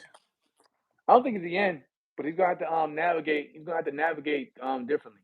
Simple as that. You gotta navigate differently. You gotta work your way back into the picture of where you really want to be at. You know what I mean? But you gotta take it one fight at a time to see if your body. And listen to your body. You gotta listen to your body. If your body permits you to even go any further than what it's been through. But I don't know. I'm never gonna count him out. I don't think it's the end. I just think he has to, like say, he has to listen to his body now because he's been through a lot just in the past 4 years alone. You know what I mean? Did he do enough to become a Hall of Famer? I think it's definitely a topic. It's definitely like for them, like when it's time for them to come, I think retires. I think it definitely be a topic because you gotta just look at the body of work he's done just at welterweight alone. He's unified three of the major four Unified. titles. Yep. The titles he took from, those guys have, saying names on their resume, including my man on Ugas. Ugas, whatever y'all want to say, he has many Pacquiao on his resume. At the end of the day, he still has Manny Pacquiao on his resume. Manny Pacquiao and still perform with the best of them. Danny Garcia was doing at 140. and even becoming a champion at 147. And let's say Danny Garcia even fights Lara and wins there, it still makes Errol Spence's victory look good down the road as well. I think the only one he missed was Keith Thurman, but again, Sean Porter, that was a banger. That was a hell of a fight. So you gotta look at it and say it's a lot. And like again, I don't want to knock nobody, but like you gotta look at just the era of boxing we live in, like to how they actually now determine Hall of Fame. You know what I mean? It's not like it ain't like how it was 40 years ago when you had to fight everybody. You know what I'm saying? And then to even get a mention, like I think what we just finally now recently just even got like James Toney as a mention in, you know what I'm saying, with the Hall of it's crazy. And I'm like, and I was arguing for years about even my guy soul Vernon Forrest just finally got mentioned. So like, but like today's era is different. You know what I mean? Like Yeah, Vernon Forrest never gets mentioned. yeah, that's crazy. I think he just finally got into the Hall of Fame and voted in. But like, it's just with the times, man. With the whole, and I'm pretty sure you guys know what I'm saying in the comments. Like, it just goes with the times these days. Like, and what a boxing landscape is, you can't really compare. I mean, yeah, it's cool to compare it to like what fighters that we grew up watching did and how they had to get into it. But like nowadays, you gotta look at what's going on now and how they move. And like, I mean, I never like I said again. I never had an issue with like I mean he did more than me, so I'm not gonna knock him like that. But like Arturo Gotti, people are questioning Arturo, you know what I'm saying, from when he got into it. Now Arturo been in a lot of wars, a lot of great fights, but it's like on hand, they were questioning how many like great champions, whatever that he beat and yada yada yada. So like Hall of Fame, I think is more of like a who's who at times, man. I don't and honestly I can't see and truth be told, I can't see them not mentioning his name when the time comes. Whether how long it takes, I can't see them not mentioning though. You know what I mean? Because of what he's done just in recent memory, and like him holding that division down so long before he finally got beat by a bud. Fact. February 8th, Super Bowl weekend, Thursday night. Our boy Jamaine Ortiz versus the homie Teofimo Lopez at 140 pounds for the WBO title. Right. What you think about the fight I'm stylistically? I really hate that. Like I hate to speak on it. I mean, I'm gonna speak on it with you and you everybody, but like I'm reason say that because I work with Jermaine now. My team, we help Jermaine negotiate and get that fight. Like I speak with Jimmy. I'm in like me and Jimmy. Jermaine's main His promoter. We promoter, talk. yeah. Yeah, we talk. We talk in the group. Rich Spiel. Like I said, I set Jermaine up with my Burt nutritionist. Spiel. Yeah, I set Jermaine up with my nutritionist when he was having issues with the weight. And you know, what I'm saying Jermaine's has, and the crazy thing about it, that same nutritionist used to also work with Teofimo Lopez as well. So like I'm close ties with that whole circle. But again, I think it's a really good fight. I think Jamaine like punch resistance was killing him because he was draining himself to make the weight. So that like when you look at the what fight was it when he put my guy when he kept getting hurt. Because again, I asked him about that fight. Man, I'm mad. I keep forgetting my man's name. My man from Allentown, Allentown, Pennsylvania. It's gonna come. Matt, not was it Magic Hands, my man. Y'all know what I'm talking about. I know somebody in the comments know what I'm talking about, but Magic that Hands. my that's my guy. Holly? No, He's the fighting right brothers, now? they're brothers from Pennsylvania. Jermaine fought him I think he dropped Jermaine twice or whatever in that fight, whatever. At 35. Adorno? Yeah, Cardona. Yeah. That fight. That's the mistake that I made when I came across Jermaine. I thought I was gonna get that same Jamaine Ortiz that wasn't taking the punch as well. And again, like we mentioned earlier, when I figured out when I started working with Jermaine and when we actually spoke about everything, he told me like he was killing himself to make the weight. And when you have a bad weight cut, your punch resistance isn't the best, isn't the greatest. So like I helped him with the nutritionist Adorno, yeah, Adorno, Joseph, my man Joseph, Adorno. But after that, when I helped, after that, I put him on a nutritionist. Jermaine said that like he's been like a lot more energy and feeling a lot better going into fights after you put them in there with a nutritionist. And again, my bad. Shout out to my man again, Joseph Adorno. But I was going off even when I fought Jamaine, I was going off of that fight. Like I was thinking like, you touch it, you touch him, you know what I mean? He might buck or whatever. So like again, but when I put my man Jamaine with nutritionist, he's been taking punches a lot better as of late. And we know my man Teofimo, he can hit. He can hit. At 35 and 40, he showed he could hit. He hurt my man Josh Taylor a couple times in the matchup. So like that fight, but again, the thing with that, what I'm questioning is where's my guy's head at in terms of Teofimo, because I see Teofimo doing more talking about other fights and things of that nature. And it's like, bro, like I love you to death, but like, yo, I think you should really be focused on this fight, because I know for a fact Jamaine is training. Jamaine is training. You know what I'm saying? This could, you know what I'm saying? This is his opportunity. So I know Jamaine is training, but like Teo, again, very gifted, special fighter. You know what I mean? He proved that that was wrong in the Taylor fight. But again, I just need to see like fight night where his head is at to really evaluate which version of Teofimo Lopez we're gonna get. Because I know for a fact Jermaine is training his ass off. And Jermaine's gonna, you know what I'm saying, he's gonna come and he's gonna dog it out. I mean, he gave a great performance. He didn't win the fight, but even in the Teofimo Lopez, I mean, even in the Lomachenko fight, he did a real hell of a good job. People thought like, okay, this dude really is, can be something You special. stopped yourself when you said better. What do you mean? I'm just saying, yeah, but I'm saying that like he did a hell of a performance in that Lomachenko fight, and like again, because when I lost on, people was looking like still like, who is he? But then the next fight when he did with Loma, it was like, oh, okay, maybe this kid is something special. So we'll have to see, man. But again, I just hope my guy Teofimo is just focused and not overlooking my man Jamaine, because I know for a fact Jamaine training his ass off, and like I speak to Jamaine all the time, like just check him like, how you doing, how you feeling. He's in the good spirits. He's in a good mood, and he's motivated for this fight. You even see him on Twitter. Him, Jamaine don't never talk. Jamaine doesn't do social media, but like he's even saying, speaking his talking his shit to Teofimo on Twitter and whatever. So I have to wait and see, man. I think right now with Teo, I think he's doing everything right. Honestly, I besides the I'm black too behind what the waist down or some shit like Yeah, that. yeah. I honestly, like, I speak with He's somebody. It's wild. crazy. He's a wild It's, boy. He's a it's wild crazy. boy. It's crazy for y'all watching, man. We actually like after my last fight, November 7th. We actually hung out. We went to my Sarafina's bar or whatever. Just everybody just to get the like everybody just linked up there and just hung out. And we spoke, and like he actually a real good kid. You're a real good dude. Like when he went from like, it's like basically like even like my relationship with Adrian Broner. Like Adrian, a totally different character away from the cameras and all the social media. But like, and Teofimo, real humble dude. It's just like he a good guy, but like you say, he knows how to promote. He knows how to get your attention. He knows how to get under your skin.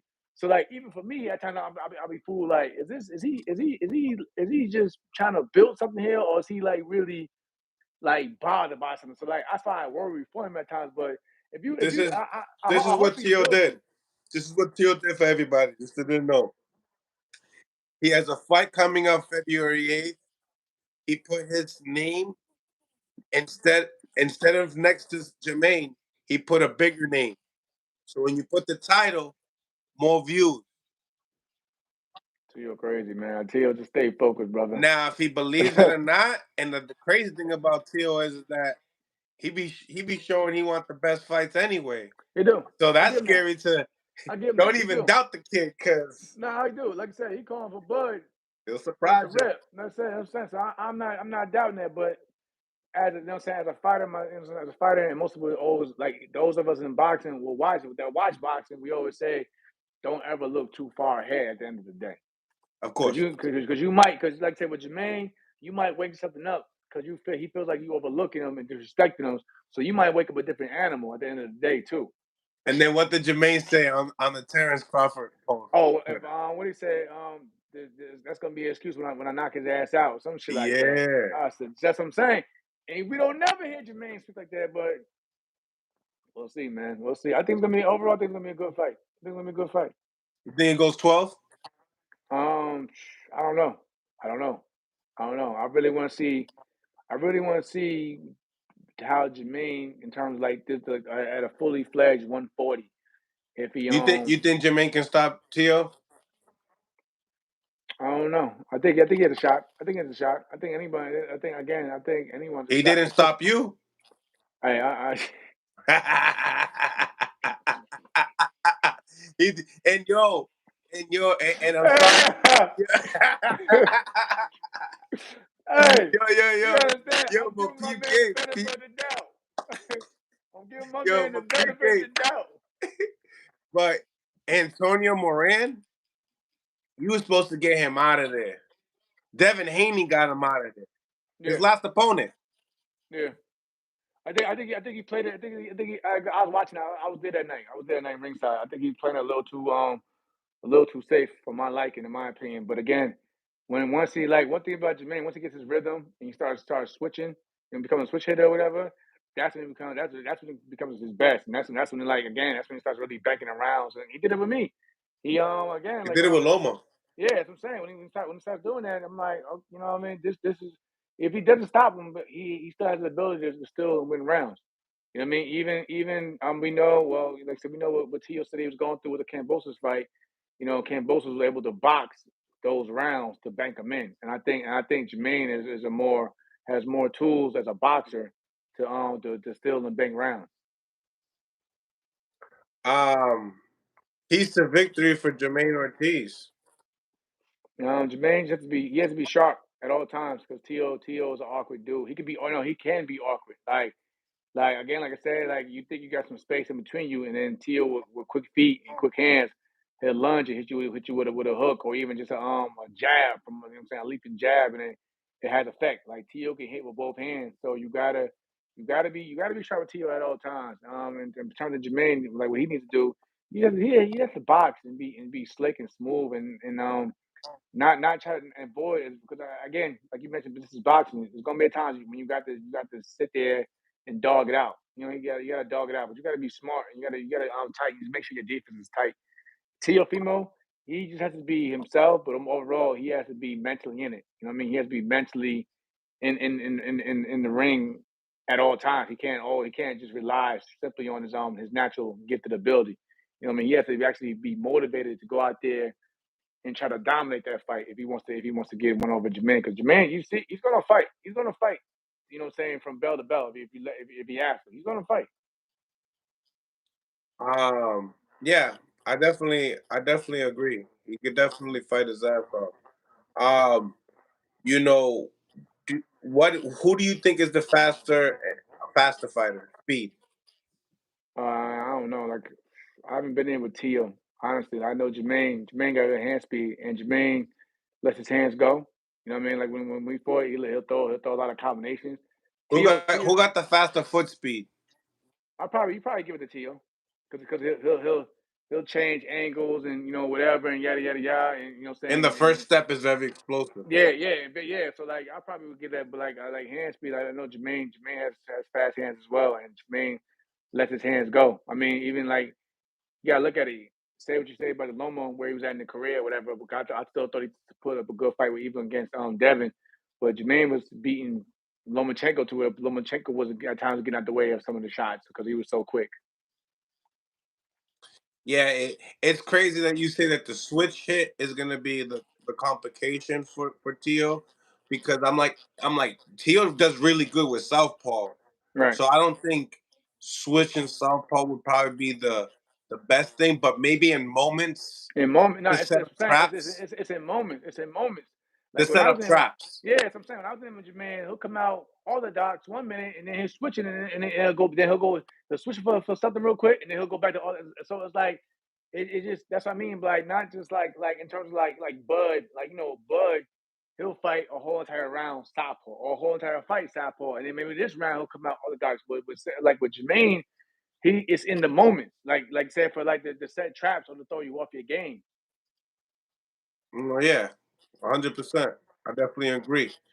Um, the the punching power of Teofimo Lopez. Do you think that'll be a problem?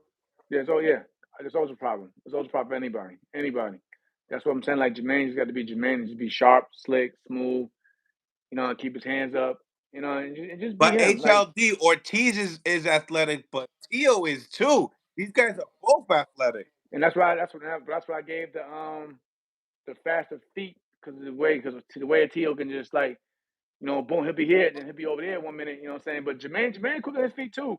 Because again, there was times when I couldn't catch him myself in there. Like I was like, man, like I can't get this motherfucker. Like, but Jermaine in his own right is really good on his feet. He's really good on his feet. There's a lot of, like I said, I think for this fight you'll probably see more different things that we probably didn't see from Jermaine, knowing the type of how big this fight is.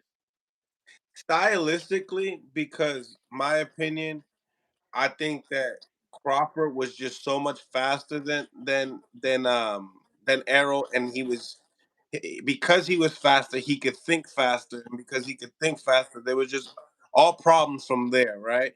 But Mm-hmm. with this fight with Jamaine Ortiz and Teo, I feel like the athletic ability is so close. It's Yeah. not such a big separation like a Terrence Nah, that's what Crawford I'm and saying. It's Errol not. Spence. It You really know what not I'm is. saying?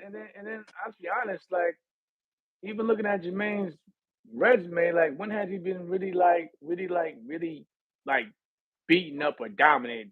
You know what I mean? Like where like you was like, oh man, this is getting bad for Jermaine type thing. Like nah, even in the Loma I fight, mean, he was the still fighting. Joseph He was fighting. Adono fight, he had a moment there. Yeah, that's what I'm saying. And it's crazy. He never gave up. He's got back up, No, whatever, he's a and dog. and He still shows kept that yeah, gear. and still kept fighting. So That's I'm what like, we need in boxing yeah, from these champions. he didn't he could have packed it in. He could have packed it in against Joseph. He could have packed it in, but he didn't. You're right. And his only losses with Loma, and we already know that couldn't win another way. Right, that's what I'm saying. That was a close fight. That was a good fight. It was a real good fight. I think the lack of experience is what probably may have cost him because like I said, he wasn't used to going 12 rounds and he kind of slowed down those championship rounds. But again, he was in it. He was in the fight. A lot of people felt that he won. 100%. 100%. On the co-main event, Keyshawn Davis, super step up. Jose Pedraza. Right. Jose Pedraza coming off of a loss for Arnold Barboza, kind of showing his age a little Mm-hmm. bit. That's my guy. Yeah. And to make matters worse, they're gonna make Pedraza go to 135.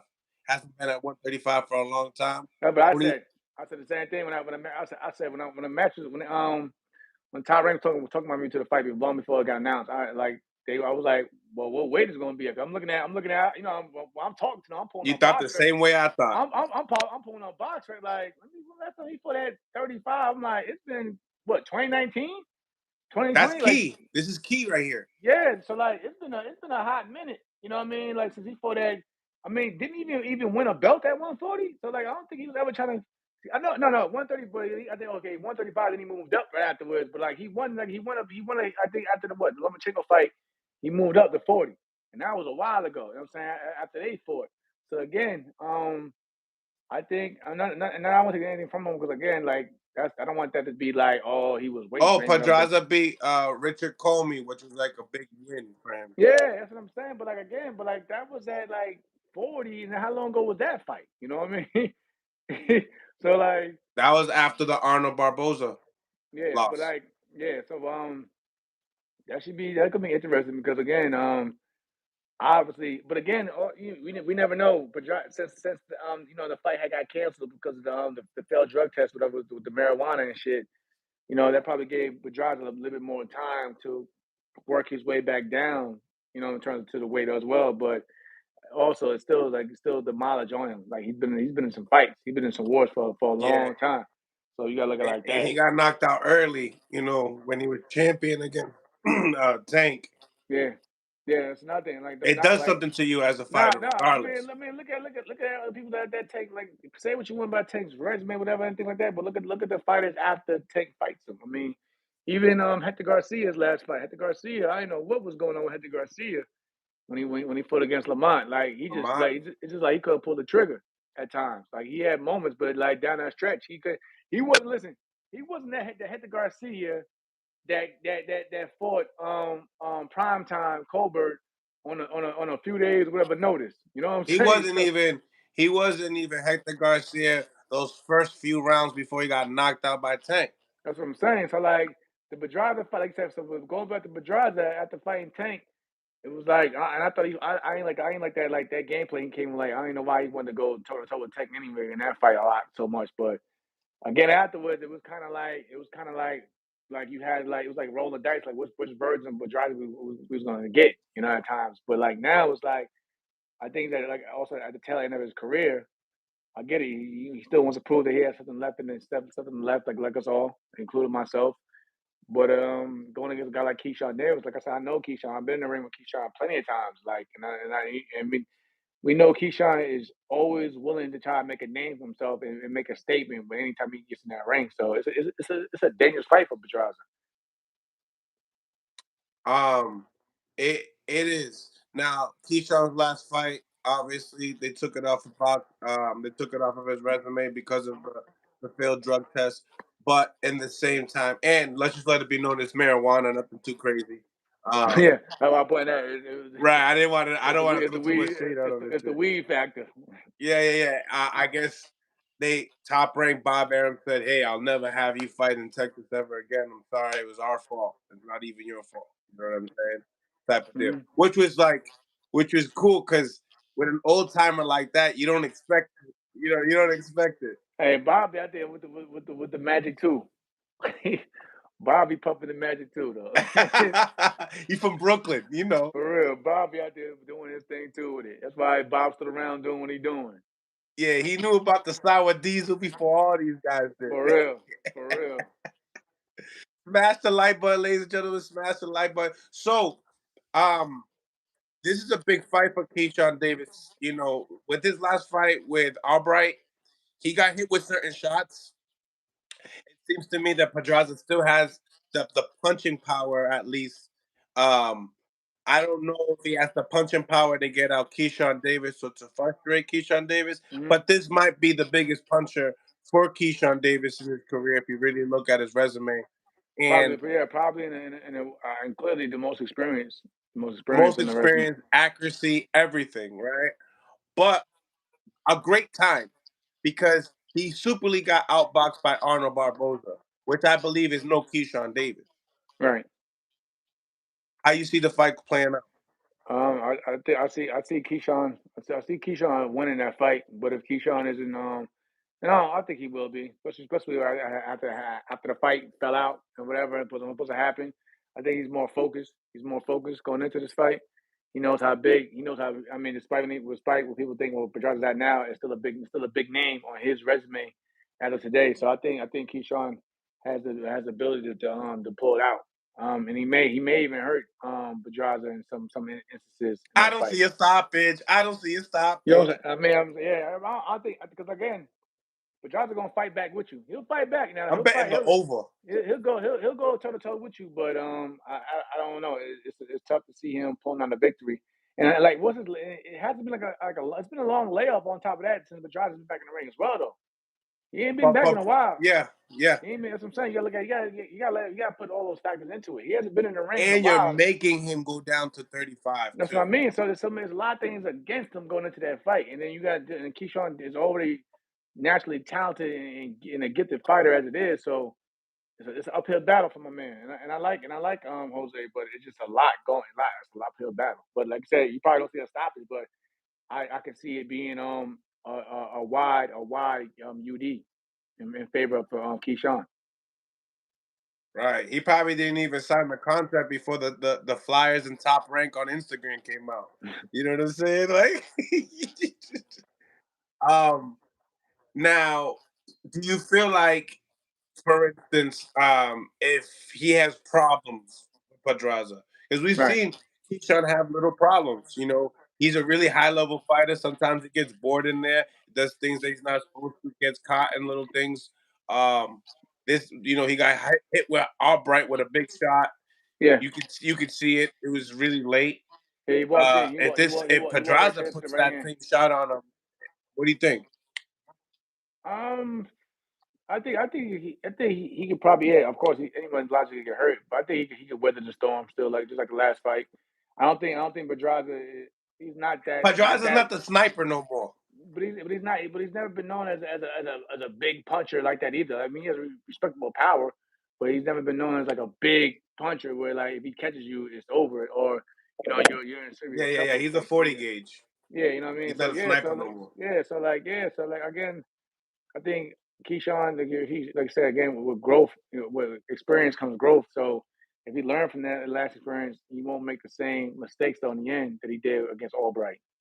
Now, what HLD said, as soon as I seen the 135, I said, "Oh, they're trying to get Keyshawn a big KO win on his resume." As soon as I seen it, I was like, I was saying, listen, as soon as I seen it, it was at 135. I was like, it's not a good look. Period overall. Like, 'cause again, it's been like if I'm sure since 2019, since his last fight at 100 at 135 pounds. It's 5 years ago, man. Like, come on, half a damn decade ago. Again, like, against a young up and coming guy that's dangerous when he wants to be. HLD might be right. I mean, listen, Tyrann got some of the best matchmakers for a reason. "Yeah." That's why they have these matchmakers over there at top rank so long. The same ones. Brad and Bruce. They've been putting them together for a reason.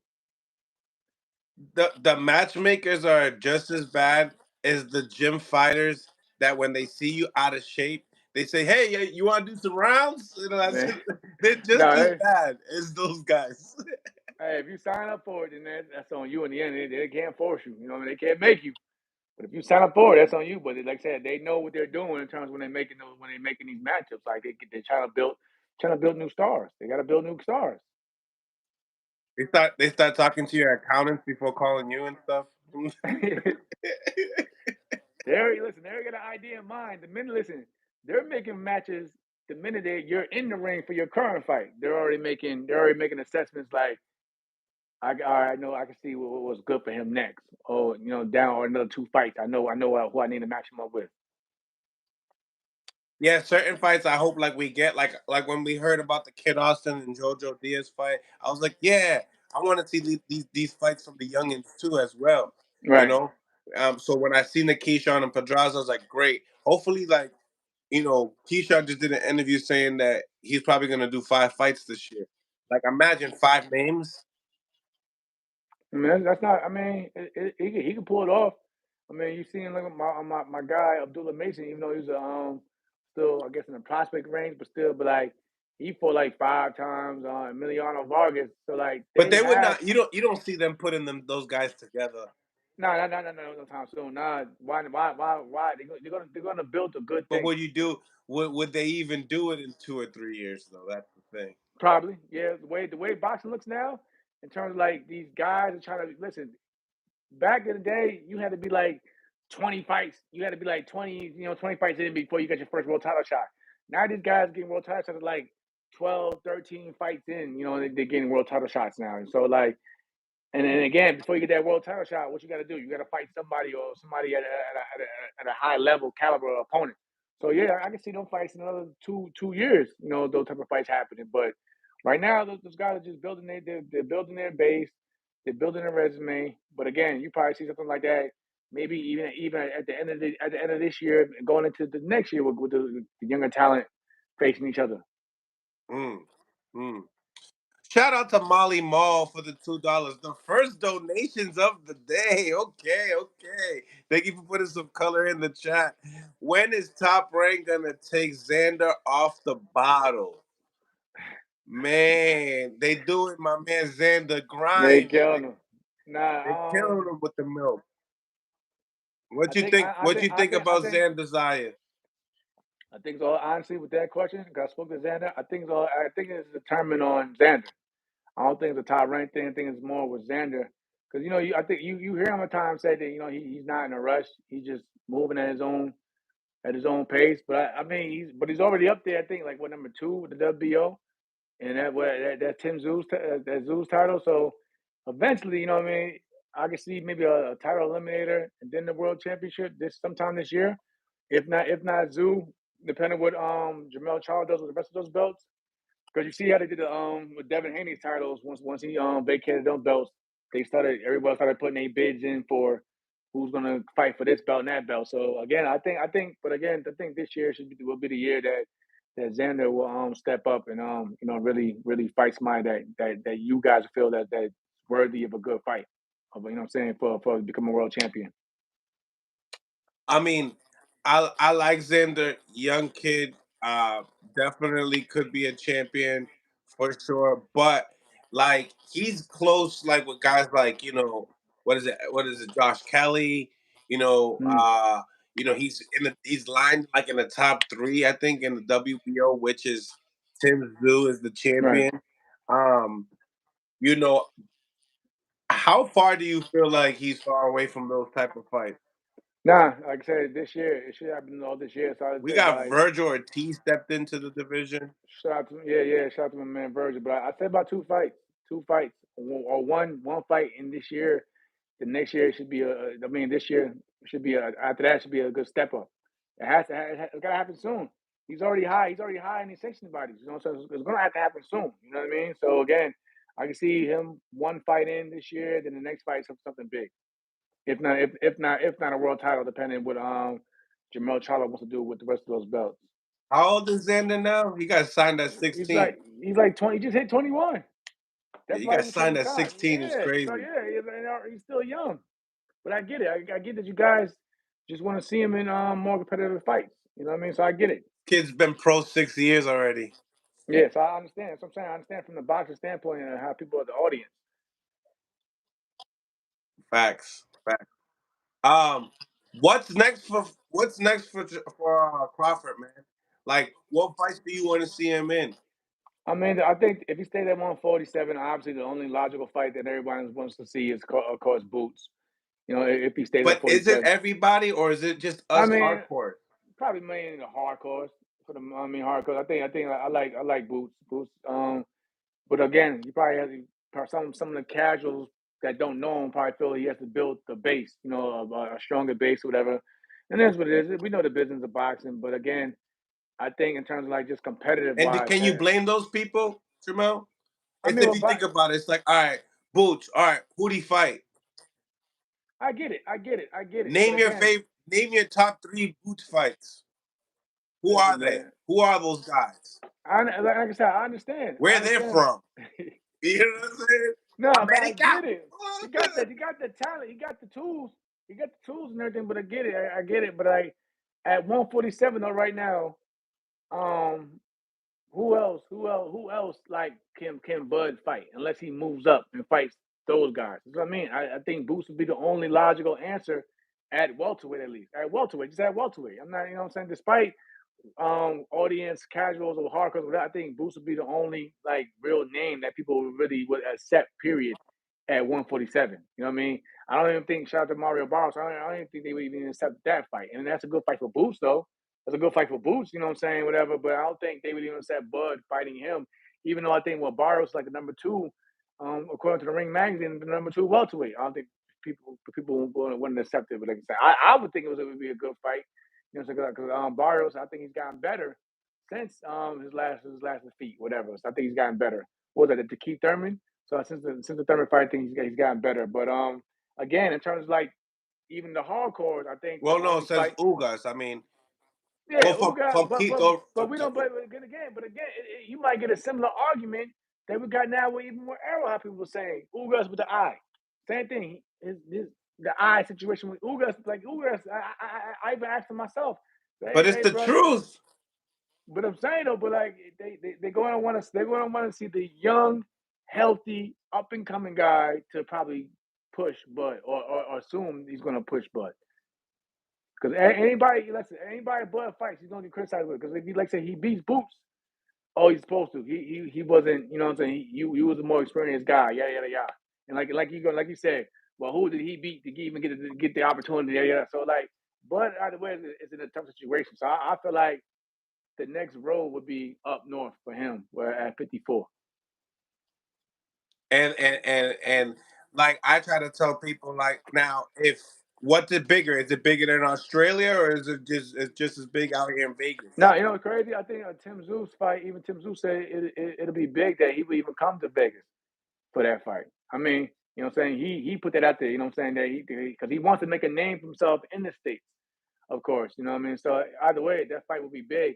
and he's gonna bring a crowd. He's gonna He's bring the trying to people. become more of an international name. Yeah, he gonna put. Yeah, that's what I'm saying. Like he knows he's good at home, but he wants to be known globally. So of course he said to himself that he wants to have a big fight in Vegas. So Bud Crawford would be the. You know what I'm saying? Let's be honest, he has a WBO title. You know how that works. He moves up. Who's mandatory? Bud Crawford. So you look out. Is That's what I that look at an all those things. intriguing fight? I think so. I think so. I think that's a good fight. It's a good fight. Tim Tszyu's making. He's getting recognition even though he's probably of course big in Australia, but he's becoming where people know who the hell he is. At least you know what I mean. In terms, especially and if me personally, It's hard to oversue your dad. That yeah, was a yeah, of legend, course. you know. I mean anything, but again, he's getting his respect in his own right. So of course, I think it'll still be a good fight. Um, do you feel like he's a real champion? Do you feel like he has great guys on his resume to become a real champion, or is he an email? No, I don't like the I don't like to use that term. I know some of y'all do. I get it. I understand why. But again, he did in his own right. He was waiting for He the Charlo fight. he took He was, Mendoza's interim. but he was waiting for the Charlo fight. He was trying to fight Charlo numerous times. So it wasn't like he sat back and waited for the belt to disperse or whatever, and then he picked it up. Like, no, he was trying. I give him that. He at least attempted was trying to fight the bigger names. But again, like you pointed out to begin with, he does need bigger names on his resume overall, though. You know what I mean? So again, that's why I believe that's why he's trying to fight. He'll say he'll fight a guy like Bud in the States because he understands that Bud is still a bigger name at the end of the day. He may have the bigger audience at the end of the day, but he gives a respect towards Bud for being the bigger name. Right, right. Ladies and gentlemen, we definitely appreciate the donations, but it's free to smash the like button, ladies and gentlemen. So please do that. We got over 90 people on the live, 70 likes. Let's make it make sense. Um, you know, and other fights for Crawford. I mean, as far as at 54, who else do you like at In turn, in 54? turn, in terms, in terms of a storyline, the Charlo fight is still good. I think I would like to see Charlie's come back. Get a comeback. Bounce back win, whatever, and go from there. But there's a lot that they really don't like each other. So of course that's always a good build up. They don't like each other, whatever. Um, there's a lot of younger guys coming up too. But again, right now, I think the two that stick out to me, and I might miss somebody, and somebody in the comments might help me out here if I miss somebody. But like I said, for me, I think Zoo's the main one making the most noise, even with one belt. That's a good matchup or a good name for Bud moving up. Right. And I think, and I honestly, I think also, let's be honest, I think Bud had a run where he like his last, I don't know how many fights it's been, but they all have been championship fights. So I think he would like to continue having championship fights rather than fighting somebody that doesn't have a belt. So if he's not gonna get the Charlo, the best bet for him is obviously the Tim Tszyu fight to Mm-hmm. keep that championship fight streak going up. Because I think it's Tim Tszyu when you look at it. Yeah. It makes a lot of sense. Makes a lot of sense. Right. I mean, when we talk about like other guys for Crawford, there's really no other guy besides Canelo, you would say, or maybe the bigger brother Charlo after the big brother Charlo. I Shout don't I out don't to I don't I don't I don't know more. Elaza con I don't see sabor. more. Gracias para los 2 pesos. Thank you for the support, man. Really appreciate the support. Smash the like button. Show some love to the channel, ladies and gentlemen. Appreciate you. But yeah, I think like Buzz like at his career where he just wants the bigger names that bring in the most bank at the end of the day. Whether it's that or 60 or 68, whatever. I think those are that's it. Mm, mm.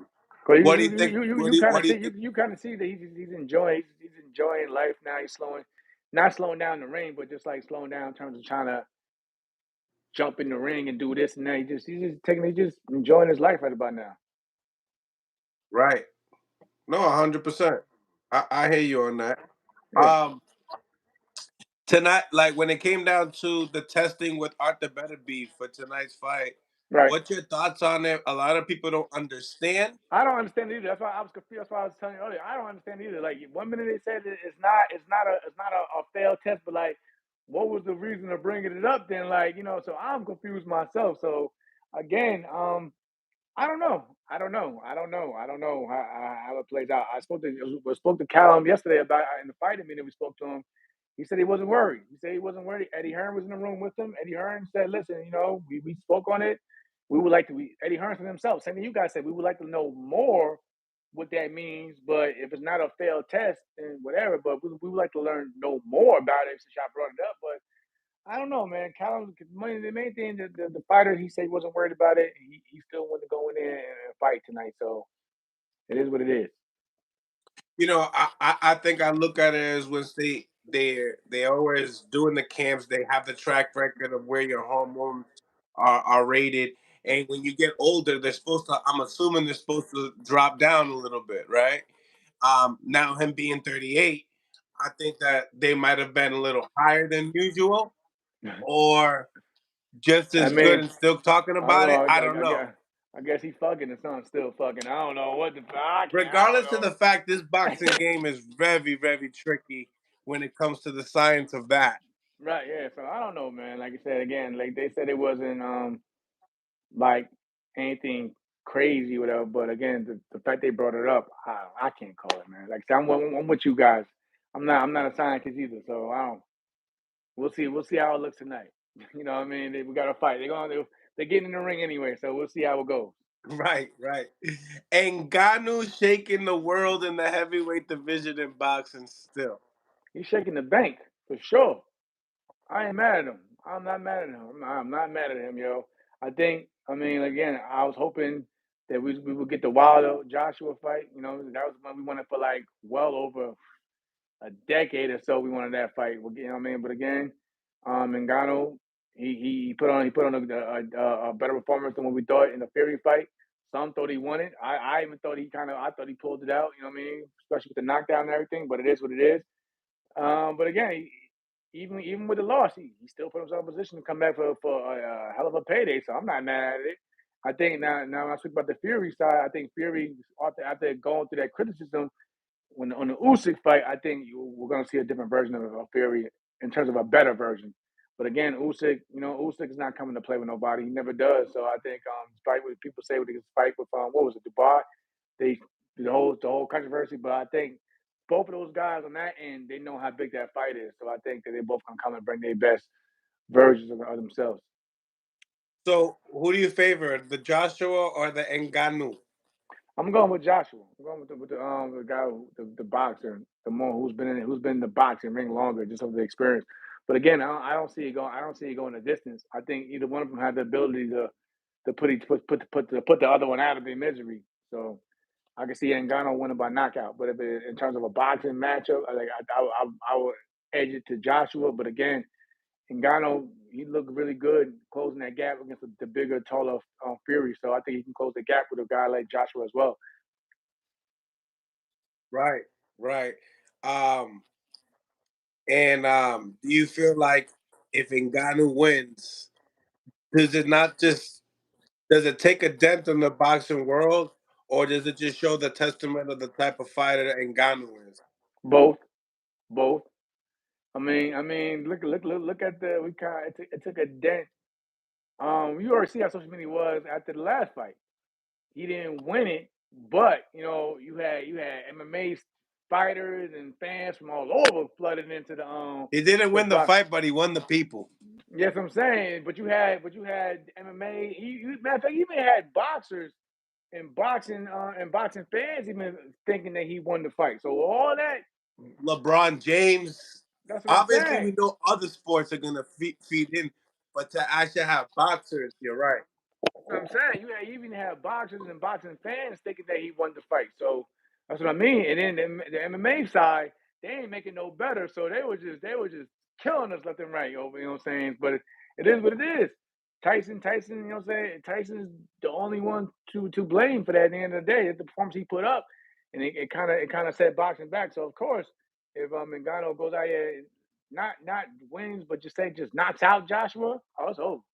You already know we ain't gonna never hit the end of that. You ain't gonna never hit it. Listen, we can take it. You already seen it. We can take as many MMA fighters and put them in boxing rings, and we can beat them.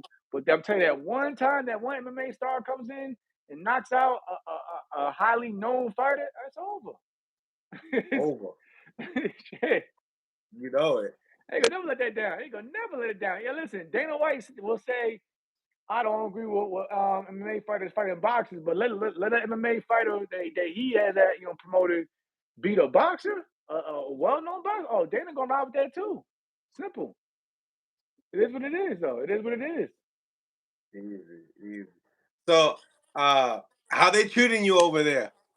Just in Canada, it's cool. Everything's been cool over here. No problems, no issues. Tyrant, even though I'm not promoted by them anymore, they still treat me like family. They still look out for me and everything. So, and like I said, working with Lou, I can work with anybody. Lou works with George Cambosa. That's a Lou DeBella fighter. Works with Top Rank.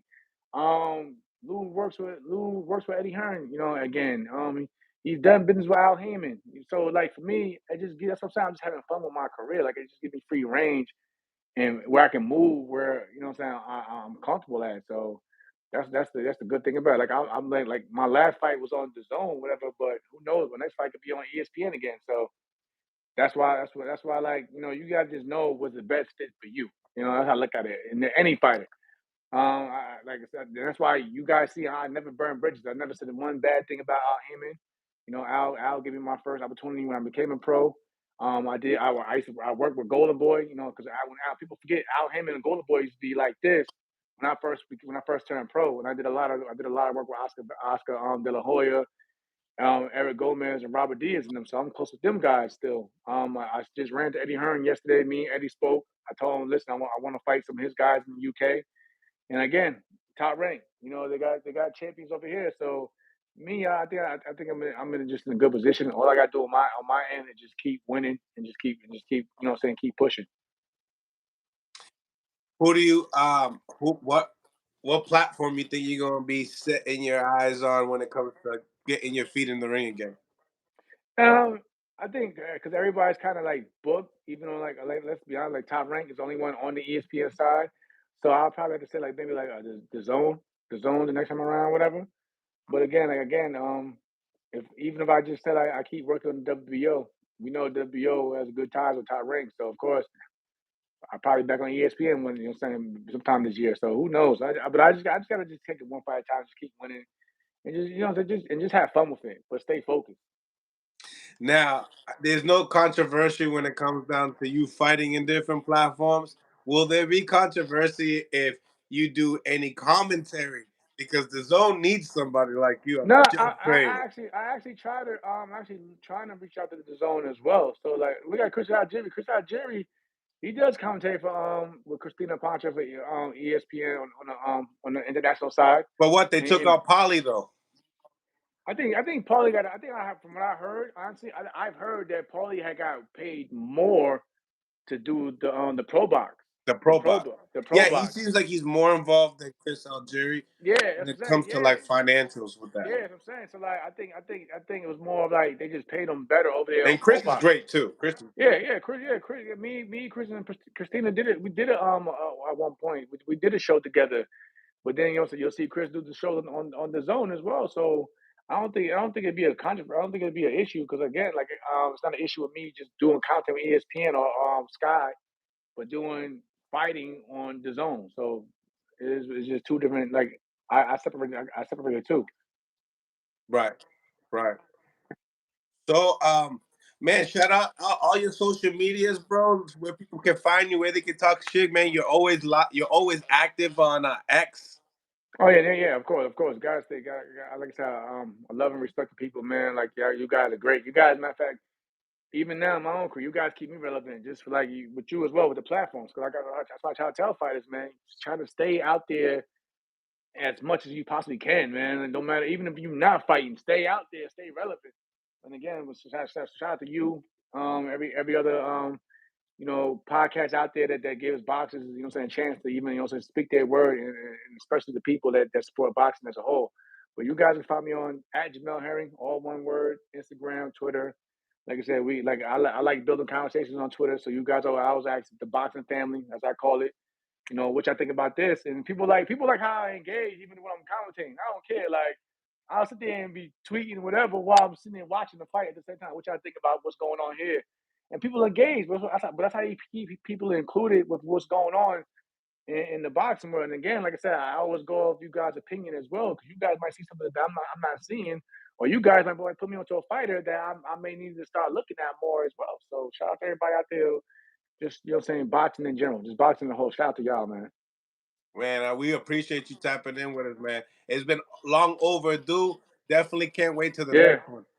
yeah, man. Like I said, man, I put the pressure on Eddie. Like I said, I wanted to fight the guys like Jordan Gill. He puts me in position to get a rematch with Lamont Roach, of course. I mean, I um, talked to Roach about it, and he said he would, like you said. yeah, that's cool. What he say? What he say? He said Gotcha. Not for like he real, said for like. real. He said, yeah, he gave me my shot. I'll give No, him his and, shot. and respectfully, Lamont, in respect to him, he earned it. So even if I didn't, even though I would have also, because I love Lamont. I know Lamont since for like over a minute. Good kid. Good Yeah, kid. good dude. But like he earned his shot, and that's why I wanted to take the Jordan fight instead of going straight to Lamont respectfully, to at least earn my way into that fight. The same way that he did for him. But yeah, I mean Lamont, it's no bad blood. I think, and like again, it's a story behind it. That's what boxing loves, a good story behind it. There's a story behind it. Like he only has one blemish on his record, and that's what I mean by resume. Is like him becoming a champion, that one win may make my resume look better down the road, because he may become a great champion, Fact. continue being a great champion down the road. It's like, oh well, yeah, he fought Jamel Herring back in the day, and that's his only. So you get what I'm saying? Like, And it that's has what I to mean. put your ranking higher. Yeah, that's what I mean. But again, I'm proud of him. You know what I'm saying? He fought his way back even into the Hector Garcia fight. He was patient, waiting for the opportunity, and did what he did. So again, if we want to do it again, we could do it again. You know what I mean? That's what I mean. I spoke to Lou DeBella. He's waiting to see if Lamont has ties with the PBC, because it can happen over there. That's what I mean. I could be on this platform one day, but I'm over here the next. So that's why I like about being with Lou. I can move around free range without being tied to just one network, unless they come with like a big bag of money and say, listen, we want to give you a network deal, and that's a different story. But other than that, right now, I'm not tied to one network. I could just move. But again, I'm looking at every fight coming up. So, but again, like I said, I'm just just taking one fight at a time. Sounds good, man. Let me know ASAP on your next fight. I know that you're gonna get the word. I just want to be able to see if I can break the news for you here. Yeah, And yeah. Now, like I said, I was trying to get Eddie to be like, "Hey, man, give me one of those guys like Wood, Warrington. I know they all moving up to 30.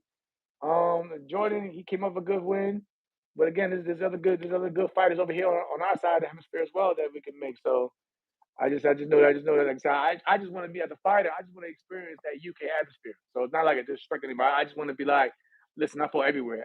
At the end of my career, I can say I fought everywhere and everybody. That's how I look at it. I ain't want to be that guy that just cool with just staying at home. Now I'll fight anybody anywhere. I mean, I even hearing I might even fight probably Australia next. Well, you know what I mean. Well, who knows? We'll see.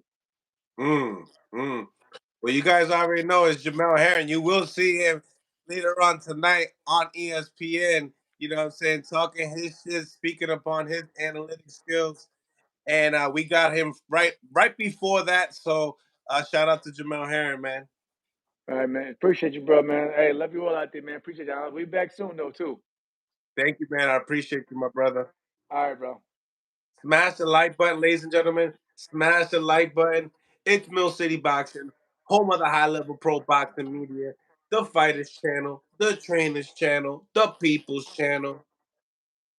About that time, we're going to be setting up that Instagram live, see what people are talking about, what people want to see, what people want to talk about when it comes to this. Actually, I'm going to put the link up on in here, as well. Chop it up with the people. Why not? Let's chop it up with the people. 1 second, let me.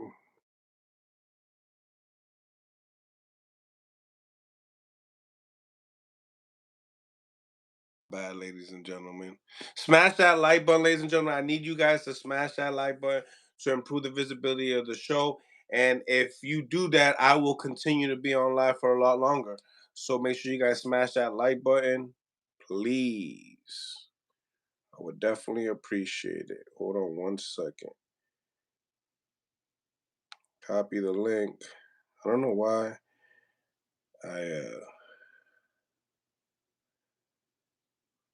for me, wait a minute.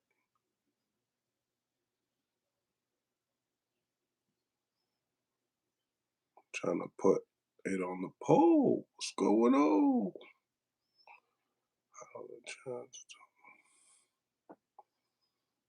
Smash that like button, ladies and gentlemen. Smash the like button. And also, become a member of the channel, man. The link is right there. Make sure. My Instagram is Mill City Boxing. So I'm going to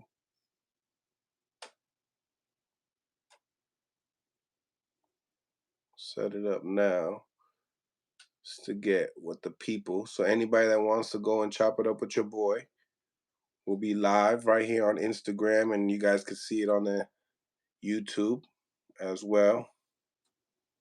Boxing Talk. Let's see what the people are talking about. All right. I'm going to cam down off of this one. And then that way you guys can see them a little bit better. All right. Smash that like button, ladies and gentlemen. Subscribe to the channel. It's your boy Mills from Mill City Boxing. We here talking about the fights, talking about this boxing news. Press the join button on Instagram if you're really about this life and you really want to talk this boxing. Don't be shy.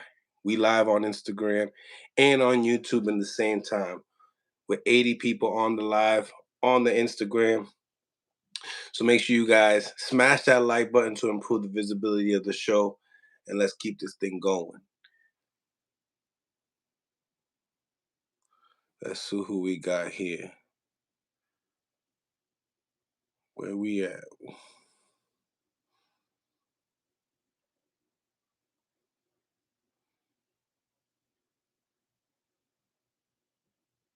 Smash the like button, ladies and gentlemen. Smash that like button. And subscribe to the channel.